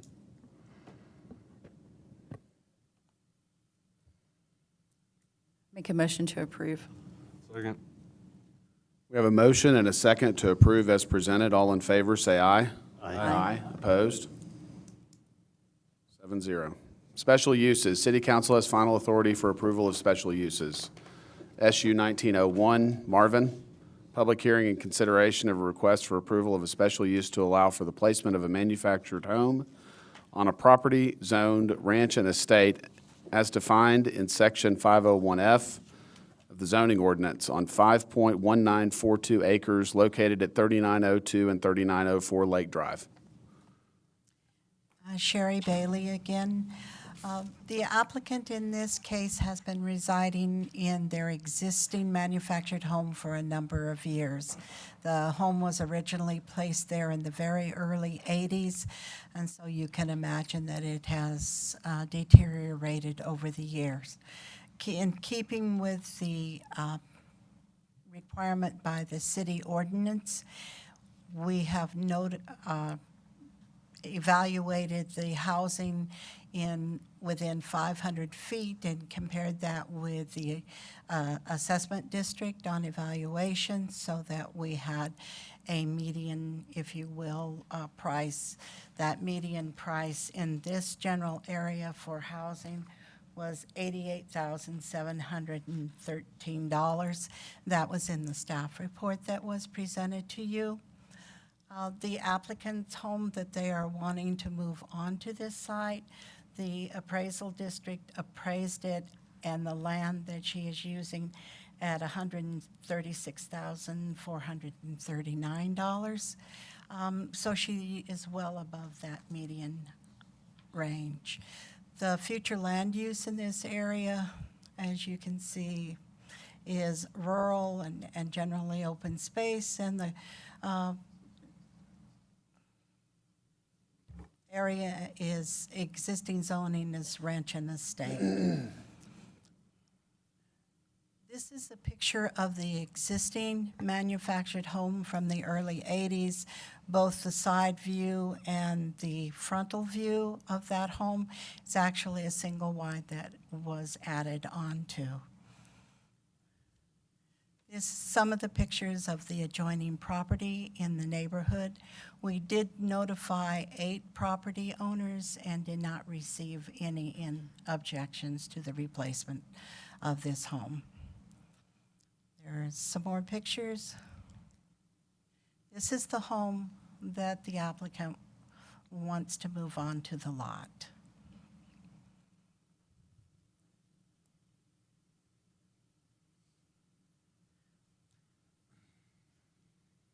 According to the city ordinance, the requirement is that the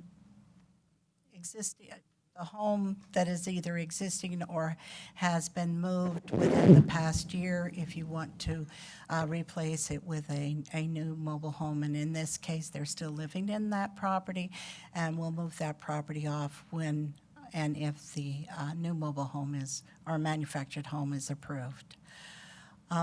All zoning requirements will be met. They're presently being met and will continue to do so. The one issue that there is a well that may be in the way, and so they may have to move the home around that well, either behind it or to the side of it. The applicant is aware of all of the requirements under the special use permit and agrees to that. This is going to be the principal residential structure on that lot. And as I indicated, the appraisal value came in much higher than the median value out there. We'll provide, not quite sure why that says sports facilities, but no. Misplaced slide, it looks like. It looks like. Moving on. But there will be no change to current patterns out there. They're replacing 1 for 1. It's a small family. As I indicated, we had 8 notices that were mailed. There was no one that objected to this. I did have a couple of people who called and told me that they were very supportive of the action. The staff is recommending approval of this application with 2 conditions. And those are that the existing manufactured home shall be removed within 12 months or when the new manufactured home is moved onto the site. And the applicant shall submit a final site plan to the planning director and building official, which has dimensions of all the setbacks and the placement of the manufactured home on the lot. Are there any questions? No questions. Thank you. I'm going to open it up for public comment. Anyone wish to speak on this case, please come forward. State your name.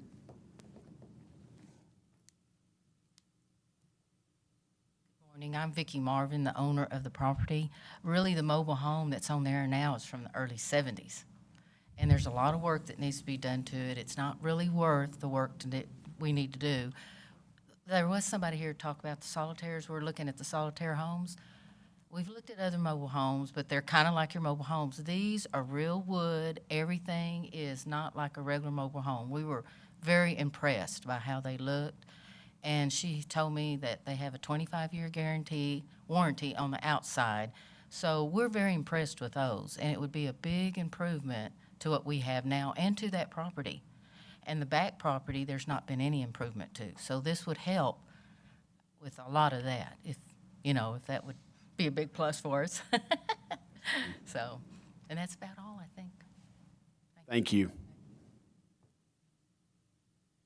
Anyone else wish to speak on this case? All right, I'm going to close public comment.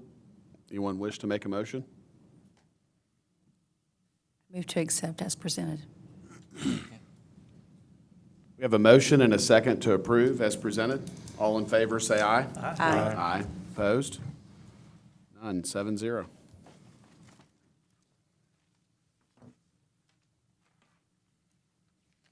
SU 19-02, box.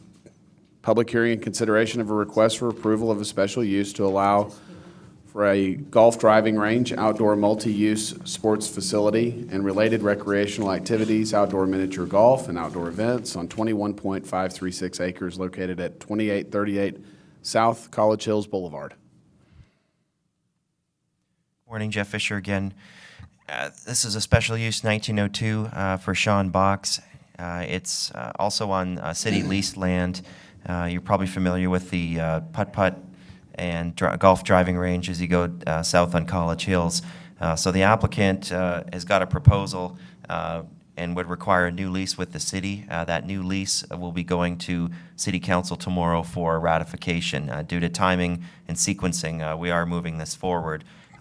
Hopefully that lease will be approved, but regardless, the uses will be as follows. Continue the golf driving range. Will also include an outdoor multi-use sports facility. I'll show you the site plan in a minute. The outdoor mini golf will still be an option, although as I understand from the applicant, that will not be part of his site plan at the time. So the mini golf would go away for now, but they could always reestablish that in the future, as well as outdoor events. It's 21.536 acres. That's the current lease. That wouldn't change. So the footprint wouldn't expand. There'd be more uses on that property, but the footprint would not expand past that, as well as some issues with the FEMA floodway of going past that point.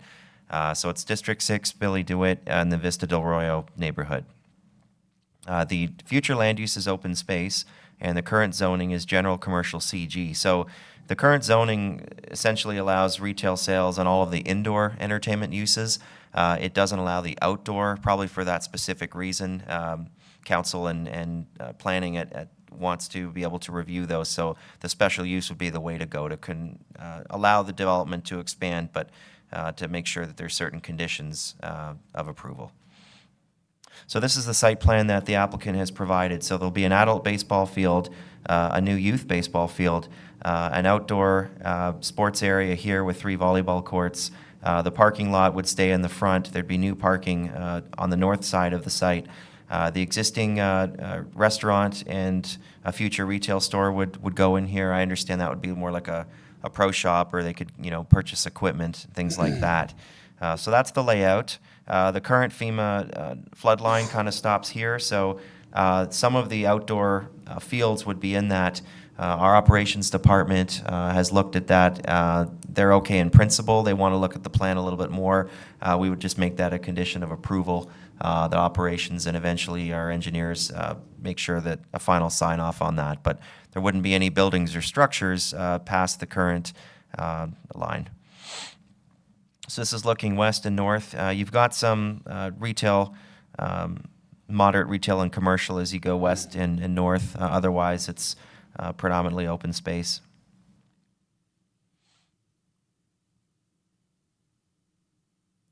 So staff is recommending approval based on the following. We believe that the impacts would be minimized given that the outdoor uses have operated since 1979 and the new development will not extend past the existing leased area.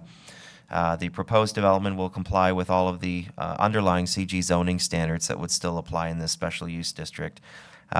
It will be compatible with the surrounding area. It's a really good location. It's close to Red Arroyo Trail and the park sidewalks. There's also some other recreational uses and facilities to the south. No change in the current traffic patterns. You'd have the continued access from South College Hills Boulevard. The applicant will have to obtain, as mentioned, city engineering approval for a portion of those fields which do extend into the FEMA floodway. As we understand from speaking last week to our operations department that should be okay in principle. The community need definitely, we believe it will provide additional sports facilities for San Angelo residents and no change to current development patterns. 6 notices were mailed out. I've provided you the one in favor from the YMCA and no responses in opposition to date. Staff recommends approval of the special use to allow for a golf driving range, outdoor multi-use sports facilities and related recreational activities, outdoor miniature golf, and outdoor events subject to the following 7 conditions of approval. So the applicant shall obtain a new lease and transfer from the city in order to operate. So that's going to council tomorrow. The applicant shall obtain approval from the city's floodplain manager, so that'll be engineering, including any required studies prior to development in the FEMA floodway. The applicant shall require an urban design review to be approved by the planning director prior to development.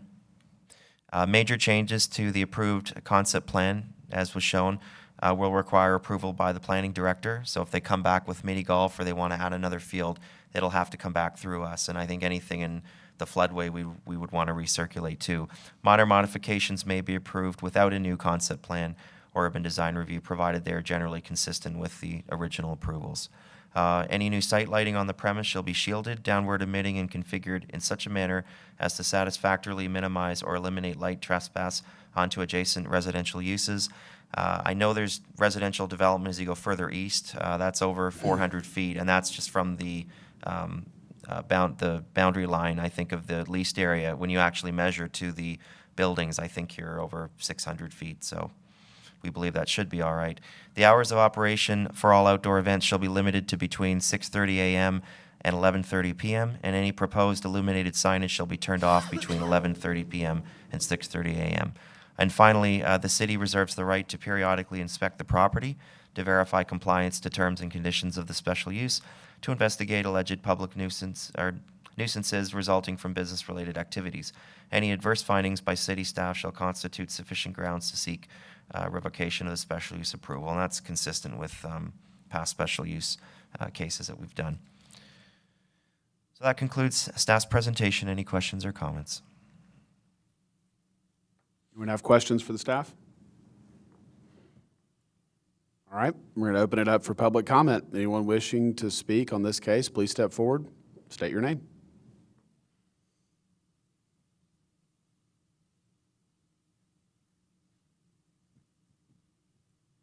Sean Box, the one kind of in charge of this project, and the reason we picked this location is just everything that's going on around it. You have the walking trail, you have a park, you have the dog park, the YMCA is coming in across the street, so that's kind of why this location is kind of where we want to do something like this. We have the indoor use, but need to expand it. If we're going to have a lot of this going on, just kind of need the outdoor use to tie into what we're going on. So just here to answer any questions you might have. No questions. I think it looks great.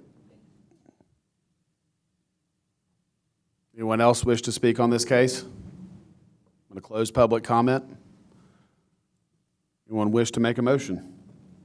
Make a motion to approve as presented. All right, we have a motion and a second to approve as presented. All in favor, say aye. Aye. Aye. Opposed? 7-0. Conditional uses. The Planning Commission has final authority for approval. Appeals may be directed to the City Council. CU 1904, Mesa Chavez. Public hearing, consideration of a request for approval of a conditional use to allow household living as defined in Section 313B of the zoning ordinance in the Neighborhood Commercial Zoning District on .516 acres located at 112, 114, and 118 West Avenue N. Planning Commissioners, Jeff Fisher again. Our conditional use 1904, Mesa Chavez. This is a conditional use to allow a single-family dwelling and accessory uses. So the applicant, there's 3 lots here. The applicant has a home at 118, and then you've got some accessory structures on 114 and a vacant lot on 112. Code compliance was notified about a few months ago that the applicant had built some of their structures on 118 over onto their neighbor's property, who's at, I believe it's 122 over here.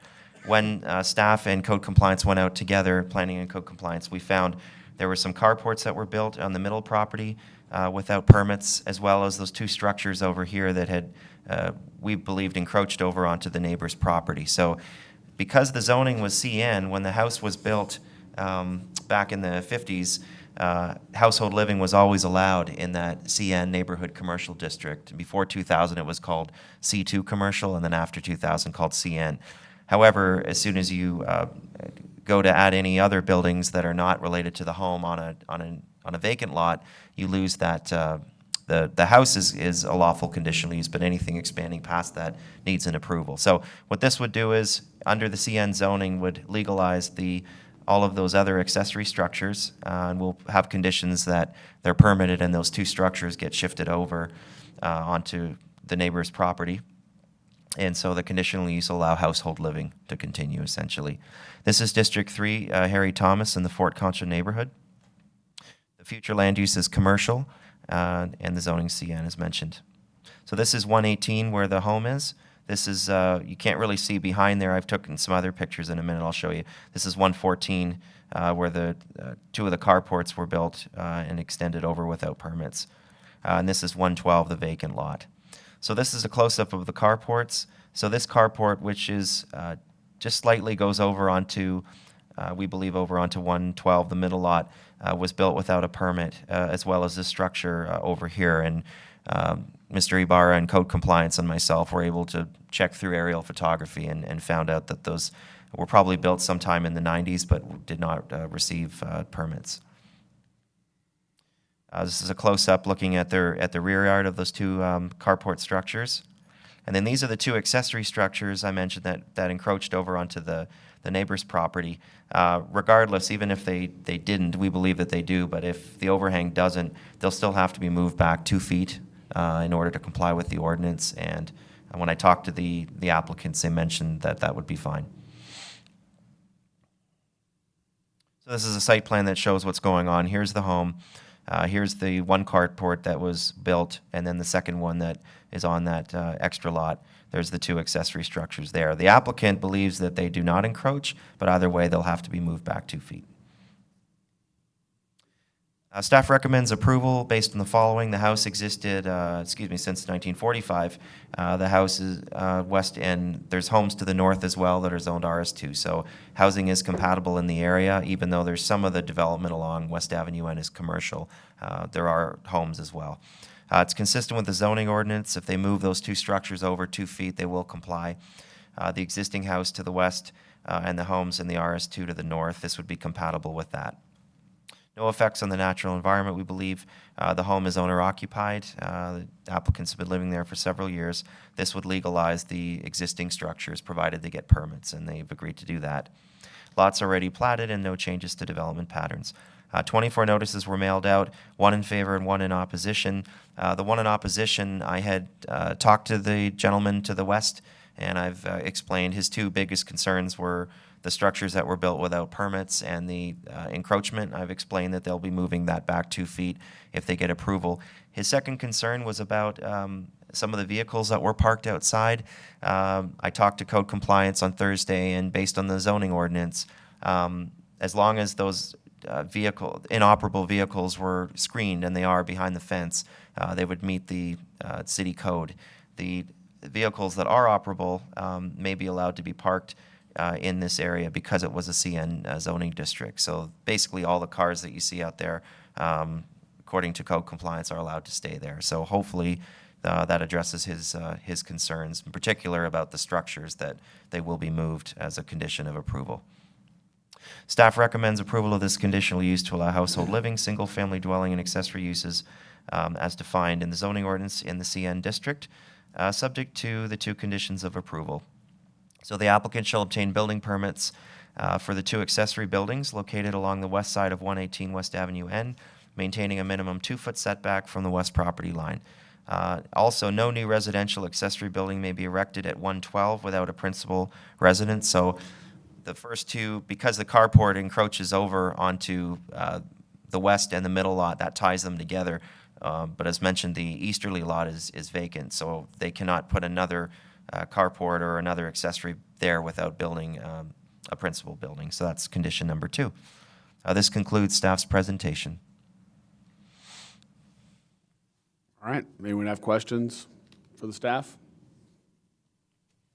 So I just have one question. So these these buildings that are being getting permits and everything now, then they will have to go by whatever the code is for 2019. Is that correct? Correct. So these structures here will have to, that's right, meet current code. They'll have to move them back 2 feet. And these ones would all be in compliance. They just need to get permits for them. So I guess it would be the extension of this one, and then these two, so 4 permits.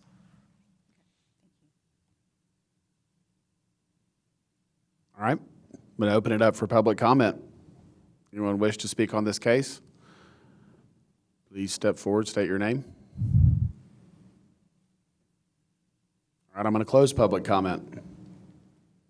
Anyone else have questions or wish to make a motion?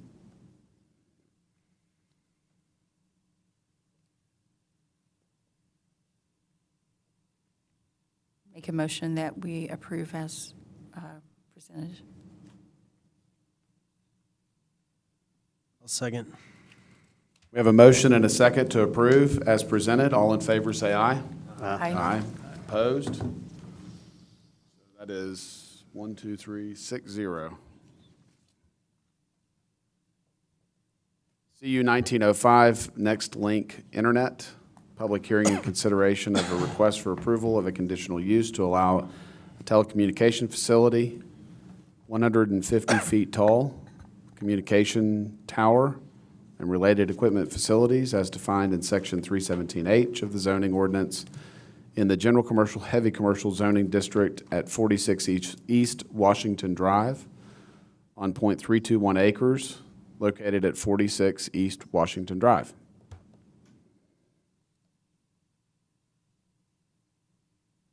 Morning, Jeff Fisher again, Planning Department. Conditional use application 1905 NextLink. This is to allow a 150-foot tall telecommunication tower at 46 East Washington Drive in District 3, Harry Thomas's district, in the Fort Concho neighborhood. So the applicant is a internet wireless service provider for phone and internet. And most of the cases we get are usually telecommunication towers that allow some form of co-location. So they're usually the larger, wider monopole towers that'll allow antenna to go on. This is a unique situation where, due to the applicant's business model, and I've provided a justification letter from them why they believe they can't co-locate, will be a WISP tower, so it'll be a little bit thinner and narrower, and will also extend up 150 feet. So staff had some, in this particular case, we had two concerns that they do not allow co-location, but also that it's so close to Fort Concho and a commercial area. There was a tower that we approved in 2016 here. That tower doesn't seem to have any antenna on it when I went out there, but the drawings that were approved in 2016 did allow co-location. So this is where we're at today. I'm sorry Yes. to interrupt. Could you go back? Where did we approve the tower before? Just north? That's right. So Yeah, there's right actually there. Okay. 6 platted lots here. And Correct. so they're going to locate the new one here if they get approved, and then this is the one on the northwest corner. Okay.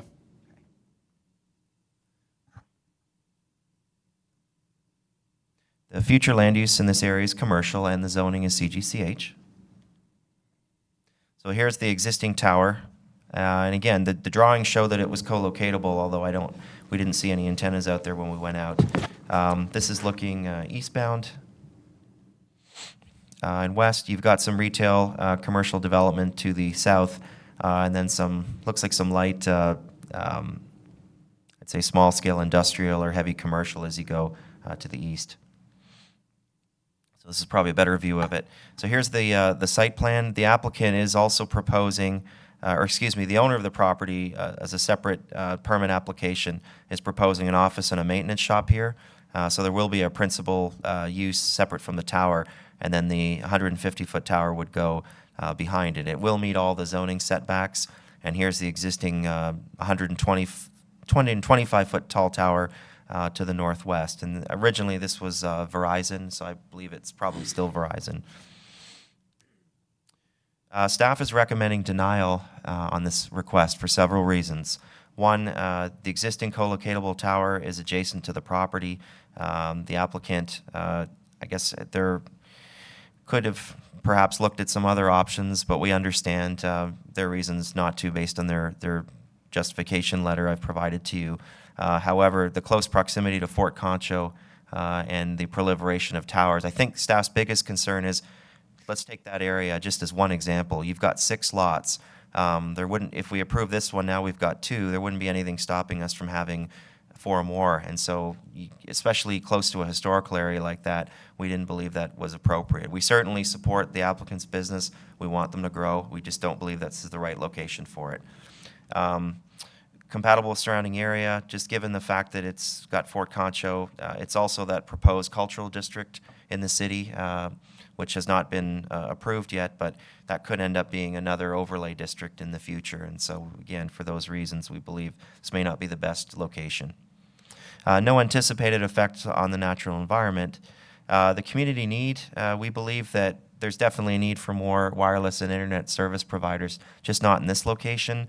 There is other available commercial land in the city, and most of you are familiar with the zoning ordinance, with the exception of industrial, which is allowed by right. All of the other areas in the city do allow telecommunication towers with a conditional use. So even then, if they had to come back to Planning Commission, most cases we do support them. Development patterns, the lots are already platted, so there's no change there.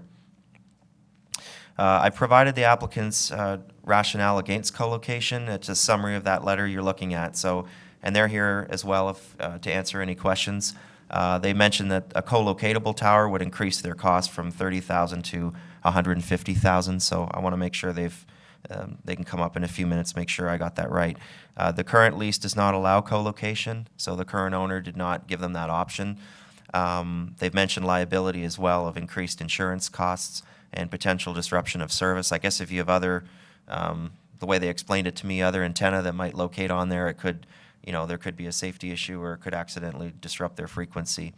And the single ownership eliminates the potential for other tenants, so that's the disruption concerns. 10 notices were mailed out. After I had prepared these PowerPoints, I got an email over the weekend from the lady that owns the spa, I believe. My apology, that's the next case. So we did not receive any in opposition to this case. So staff recommends denial of a conditional use for a telecom facility as defined in Section 317 of the zoning ordinance in the CH zoning district on the subject property. This concludes staff's presentation. All right, anyone have questions for the staff? Jeff, just to clarify, you did say that the approval of the tower that's immediately north was a co-locatable tower? Correct. But the property owner has indicated that it's not? No, I think the property owners had, and perhaps it was due to timing too, I'll let them talk in a minute. I think a lot of it had to do with their business model, and so not every business wants to co-locate. It may increase their costs, and it may cause some of those issues we had outlined for them. So my understanding is they had not approached anyone else on it.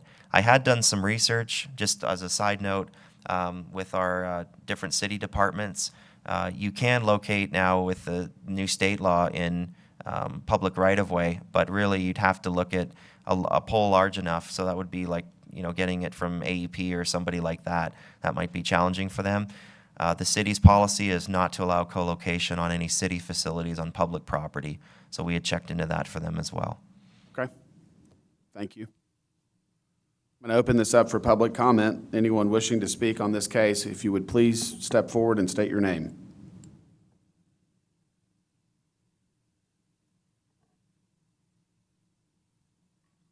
Good morning, I'm Derek Brown. I'm Nextlink's Tower Development Manager. I'm just here to answer any questions that may have come from that. Anyone have questions for Mr. Brown? As we were asking questions about the co-locator. Can you explain that? So the tower north of there is a Verizon property, and from my experience, I've been doing this for about 7 years, that typically if Verizon owns that asset, they do not allow co-location. The structure itself does have antennas on it, but they are actually enshrouded inside of a fiberglass panel. Yes. So they're hidden. So I'm assuming, which we will have to do the same, we'll have to go to the State Historical Society to make sure it's okay. I think that's probably where the fort there probably required them to actually hide those. We'll have to go through that same process, but we wanted to get through this first before we started that. But they may require us to do something similar as well. Okay.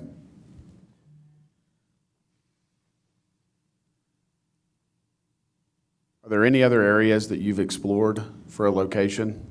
So I'll give a little in bit. In this general area? Not necessarily in that general area. This is kind of the first one. So the landowner actually owns both of the properties on the next one we go to. So it was kind of just a good deal from that perspective of Yes. doing both locations. So we just kind of wanted to go forward and see what we could get done with this before we went the route of trying to renegotiate with the current landowner and trying to find another location. Okay. Any other questions? Anyone? Thank you. Appreciate it.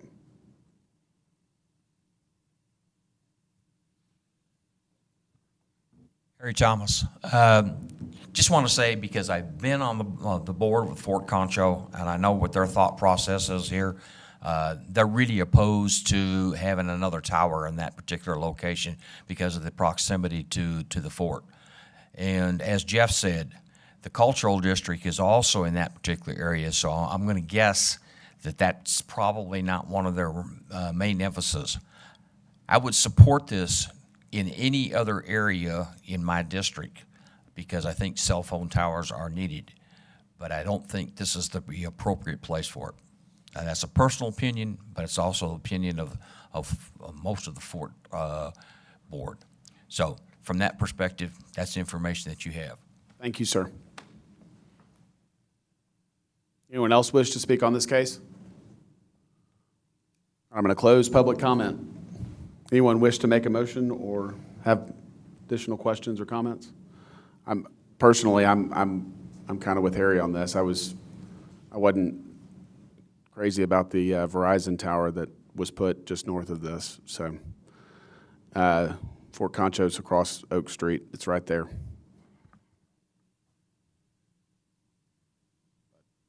Anyone else have comments or wish to make a motion?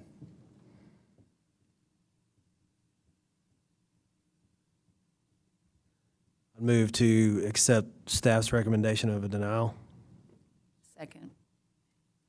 We have a motion and a second to deny the request as presented by the staff. All in favor, say aye. Aye. Aye. Opposed? So 6-0.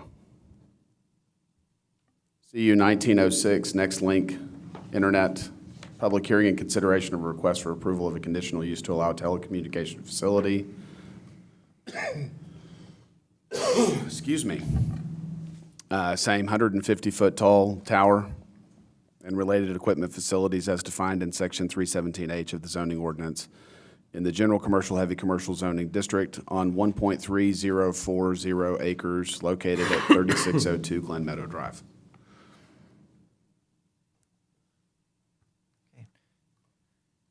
Jeff Fisher again, Planning Division, CU 1906. So this is another telecommunication tower. It's going to be the same design as the one we just presented. This one will be in the Green Meadow area to the west of Southwest Boulevard. District 6, Billy DeWitt at 3602 Green Meadow Drive in the Bonham neighborhood. The future land use is commercial and the zoning is CGCH. This is looking north at the property. So the applicant is also attempting to redevelop that area as well. The property owner will be redeveloping this with some new commercial buildings, and so the tower would go behind there. This is looking west. As you go south, you've got multifamily residential and apartment complexes, and as you go north on the street, it's predominantly commercial. So we believe that the tower in this location is appropriate. It meets all of the zoning setbacks. It's more than 100 feet from any residential area. We still believe that the co-location option has not been pursued, and so we are recommending approval with a condition that they co-locate. So we'll leave that up to you all to decide in a few minutes. This is the applicant's, the property owner's site plan that includes the tower for this applicant. So there'd be future commercial buildings in this area at the front, and then the tower would be in the back. So staff is recommending approval, again, with the co-location, if it's co-locatable, based on the following. The impacts are minimal here. There's no other towers in the area. It's not in a historical district or a cultural district. So there is a FEMA floodway that's further north, but it is out of south of that line, so that predominantly that whole property is developable. It's consistent with the zoning ordinance. It'll comply with all of the setbacks under Section 426 for telecommunication towers. It's compatible with the surrounding commercial uses north of Green Meadow. Telecommunication towers are generally a low-traffic generator. It's only if they have maintenance. Otherwise, there's usually no traffic anticipated. Won't change the development patterns. Access will still be off of Green Meadow. No anticipated environmental effects. And the community need, we do believe, as mentioned, there is a community need if it's the right location and if it's co-locatable in San Angelo, just given that as more businesses, more housing, they're going to need more wireless internet and phone providers. So I've already gone over this, the applicant's rationale against co-location. On this particular property, the 50 notices were mailed out. We did get the one, I wouldn't say it was opposed, but the concerned letter from the lady with the spa, and she's at 16, immediately to the east. I think the concern was that the tower, she wanted confirmation from the applicant that it was structurally engineered in case there's a storm or something, it doesn't blow over onto her property. Then she also mentioned about drainage issues, which I think would probably not be a concern in this, just given that it's a tower, unless I would think it's a very small footprint. But again, I'm going to let the applicant address those questions if you have them. Okay, from a permitting standpoint, I'm assuming that the applicant's required to submit engineered drawings for the tower. Is that correct? Yes, that's correct. Okay. And then the other question or concern is really, it looks like more about groundwater and the development, the improvements that have been constructed in this immediate area appear to have been impacted by groundwater, and they have sunk. And so I think that's the question is an engineering, I think, problem that could be solved just to make sure that this tower, when it's constructed, takes into account groundwater seepage and the water table that may impact the structure. That's it. Okay. I'm going to open it up for public comment. If you would, please state your name.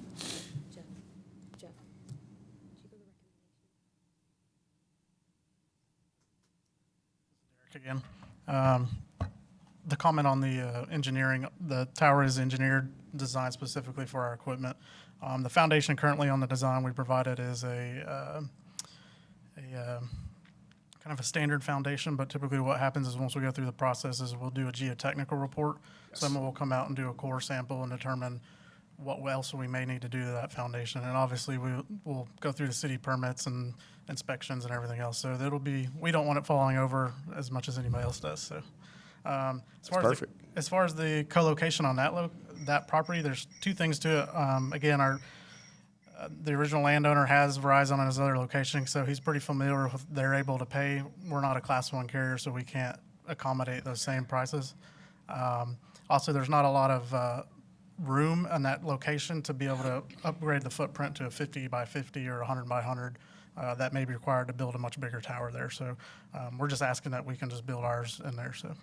Okay, so what you're asking is that there not be a co-location requirement set for this tower. Right. Is that correct? Correct. Okay. You guys discuss that, staff? Yes, I think in the past, we have not made the co-location requirement in our conditional use approvals for towers. I think this is something that we're concerned about as we get more and more towers in San Angelo, that they are co-locatable, just so that we preserve the footprint for other commercial uses and we don't have a proliferation of towers. So are you setting a requirement for your support of this tower that it be co-locatable? Yes. Okay. All right. Thank you. Jeff, can you go through those conditions of approval?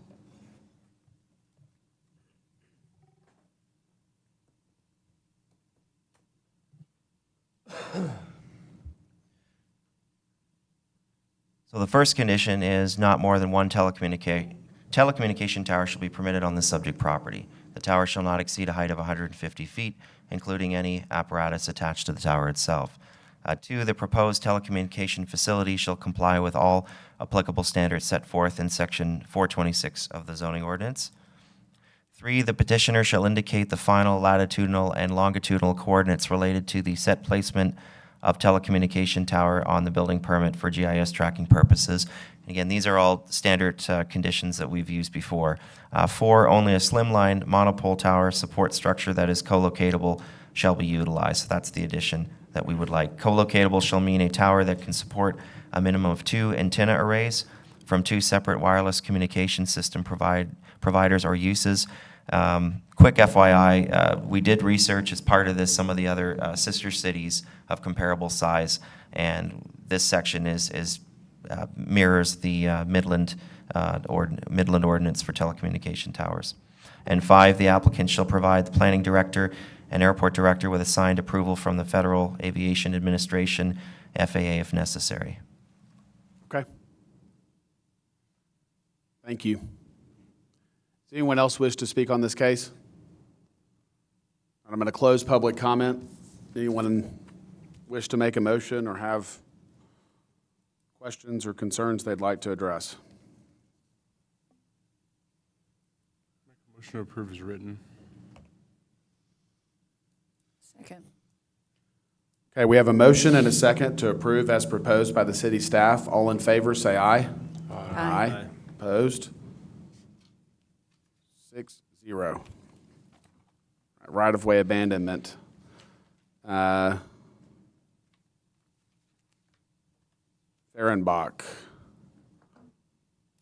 Public hearing and consideration of a request to approve the abandonment and vacation of a 15-foot by 200-foot unpaved alley within Block 3 of the Miller VE of Garrett addition, being .0685 acres, located south of West Beauregard Avenue and north of Colorado Street between Madison and Jefferson Streets.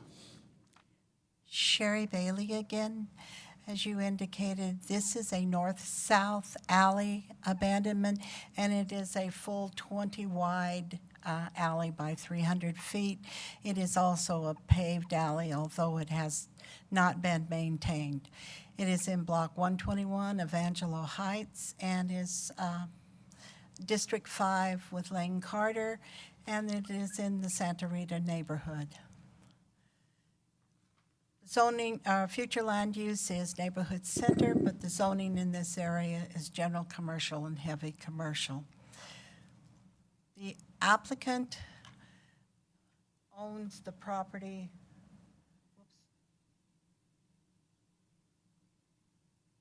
along here and on this side of the alley. And it extends down to the green parcel line.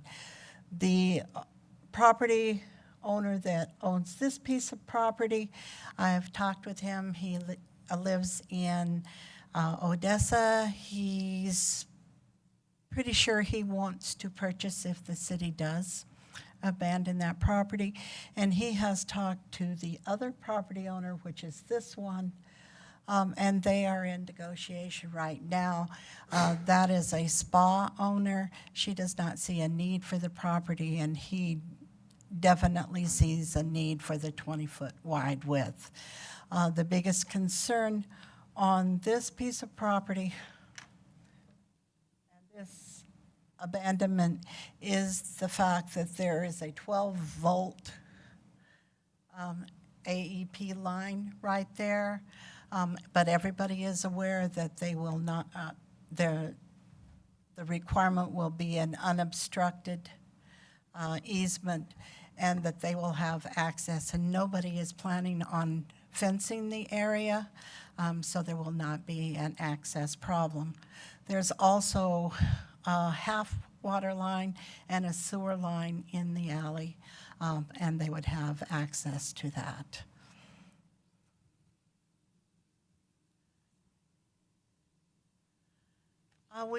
Staff believes there are no negative effects if this alley is abandoned. It has not been maintained in years. The biggest problem with the alley is the large holes that have been there in the past, and the property owner has filled those holes himself. because he kept getting complaints from his clients that came to his property. We have sent out 5 notices to the adjoining property owners, and we have been in discussion with 3 of those. The other 2 we know are in discussion with one of the people that would like to purchase the property. We believe that closing the alley would benefit all of the property owners in that block. And staff is recommending approval of the abandonment of that alley with 4 conditions of approval. Those are a payment of the assessment formula, verification of recordation of quitclaim deeds, subdivision replat encompassing the alley and the division of that alley within 18 months, and that there be provided unobstructed 20-foot easement to the satisfaction of AEP, Suddenlink, and the city of San Angelo. Are there any questions? Does that unobstructed easement get recorded on their, are they required to replat? They are, in this case, going to be required to replat, and we will It's going to be make sure recorded. that easement will be on there, yes. Perfect. That'll work. All right. Anyone have questions for the staff? Open this for public comment. I'm going to close public comment. Anyone wish to make a motion or have comments up here? Move approval.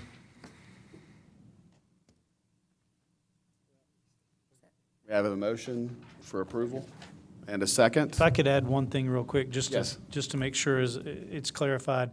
The information in your staff report is correct, and the information that was presented is correct. I just wanted to point out there was a typo in the caption on the agenda where instead of 20 by 300, it says 15 by 200. Yes. And then the legal description. So it's 20 by 300? Correct, and it's correct. It was correct on the screen, and it was correct in your staff report. Thank you. Okay.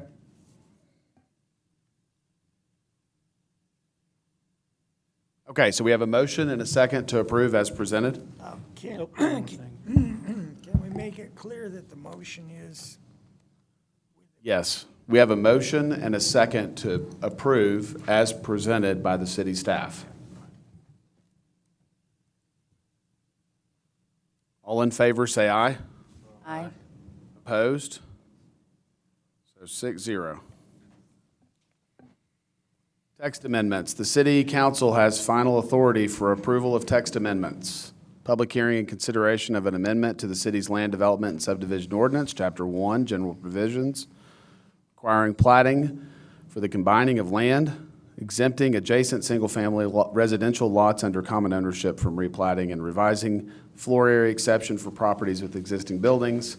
Chapter 3, definitions, removing redundant language from the definition of subdivision. Chapter 5, procedural requirements for subdivisions, modifying expiration of plats. Chapter 6, guarantee of performance, creating a deferral of obligation option and extension of performance guarantees with the developer's agreement. And Chapter 9, subdivision design policies, allowing for the deferral of drainage studies and authorizing the city engineer as their approval authority. Thank you. John James, Director of Planning and Development Services. As you just read, this does a lot of things. This came to you all back in June. You tabled it. You looked at it again in July, tabled it again. In the meantime, we've had meetings with interested parties from the development community. And as I'll get to, I believe there's only one area of disagreement. So it's fairly well summarized in the memo, all of the changes. I'm going to go through some of them fairly briefly. If you have questions on them or something that I don't address, feel free to ask me. But again, based on our meetings, I believe that there's just the one element that is of disagreement. And so I'll touch on that one first. And that's the issue of when a preliminary plat should expire. We currently don't have any expiration, so we could have a preliminary plat that might have been approved 50 years ago, and if a developer came forward today, we would be obligated to approve a final plat under that old preliminary plat. We're very unique in terms of not having an expiration, and so as we started through this amendment process, we looked at our peer cities, and you'll see in your background information that all of our peer cities have expirations. Most of them are 1, 2, 3, and in that ballpark. As you know, we originally recommended a 3-year expiration. Again, that's pretty consistent with Midland, Odessa, Abilene, Wichita Falls, Lubbock, all of those cities. We got some pushback from the development community, and that's part of what resulted in this being tabled. And then they ultimately came back with a suggestion of 10 years. Again, we think that's a little too long. And so we're supporting a 5-year as a compromise, I think. I wouldn't say that's a compromise that we've all agreed to, because they're still asking for the 10 years, but we're willing to go to a 5-year as an attempt at a compromise. I'll point out, here's just some of those cities, as I mentioned. I will point out one thing that was changed, you'll see in the ordinance. To be consistent with state law, we reworded part of that section on preliminary plat expiration to ensure that any progress towards implementation of that preliminary plat extends it. So if the expiration is 5 years, if they come in with a final plat for a portion of that preliminary plat, when that final plat's approved, even if it's 4 years in, it automatically extends it, resets the clock to another 5 years.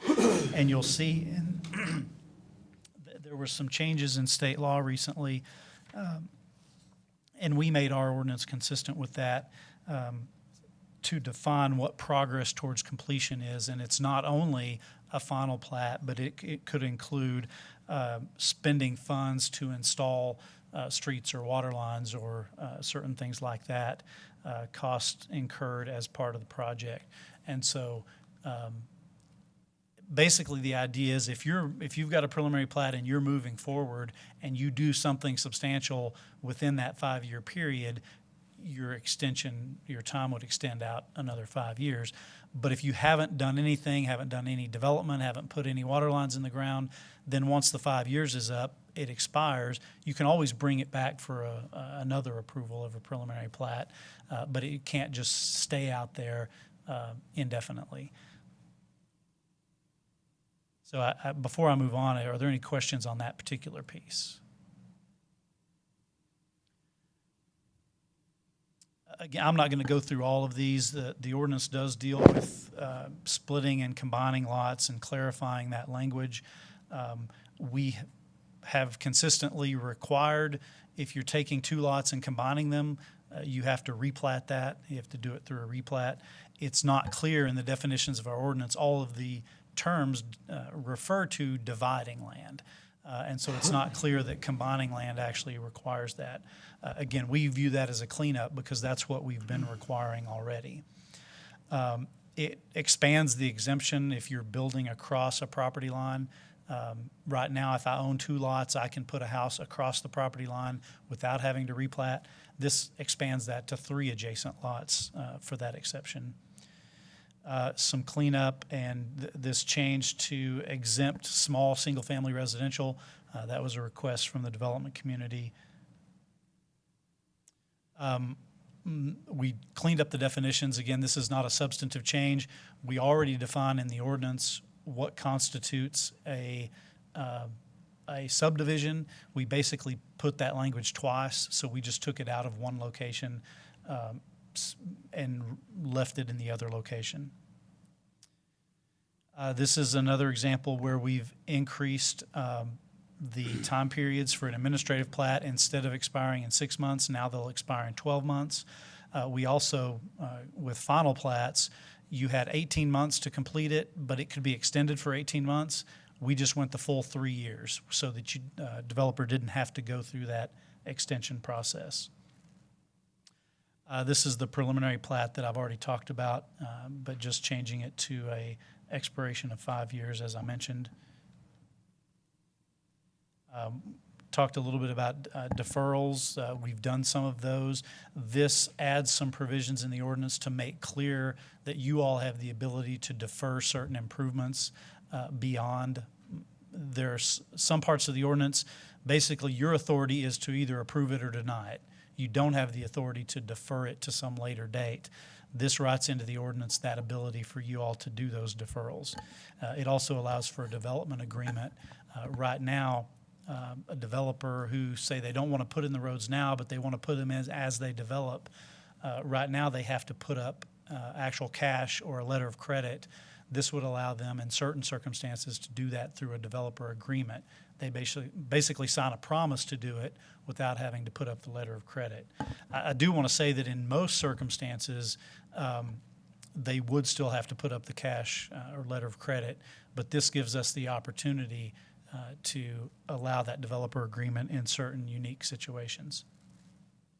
Similarly with the drainage study, this would allow a drainage study to be authorized to be deferred, which technically isn't written into the ordinance today. Yeah, I want to clarify something on that. So we have a preliminary plat for a large tract of land, and they come in to develop, let's say, 5% of the tract. Is the drainage study required for the entire tract? I'd defer that to, well, engineering. On the drainage, it's a little simpler, at least from our perspective, because the city has a separate drainage ordinance that outlines all of that, what's required and when. So they already, through the drainage standards, have some more flexibility than we might have for water, sewer, and roads. I don't know if maybe Russell knows the answer to that question. If the answer is that they have to do a drainage plan for the full preliminary plat area, that's at the discretion of the city engineer. Do you do a preliminary plat on, drainage plan on a preliminary? Okay. So again, the whole purpose of this is to allow even more flexibility than what we already have. Okay. This in no way increases the requirements for a drainage plan. I think that's it. Yeah, again, staff does recommend approval as presented here. And again, unless I missed something from our meetings with the development community, I believe that preliminary plat expiration timeframe was the only area of disagreement that was left after these months of revisions.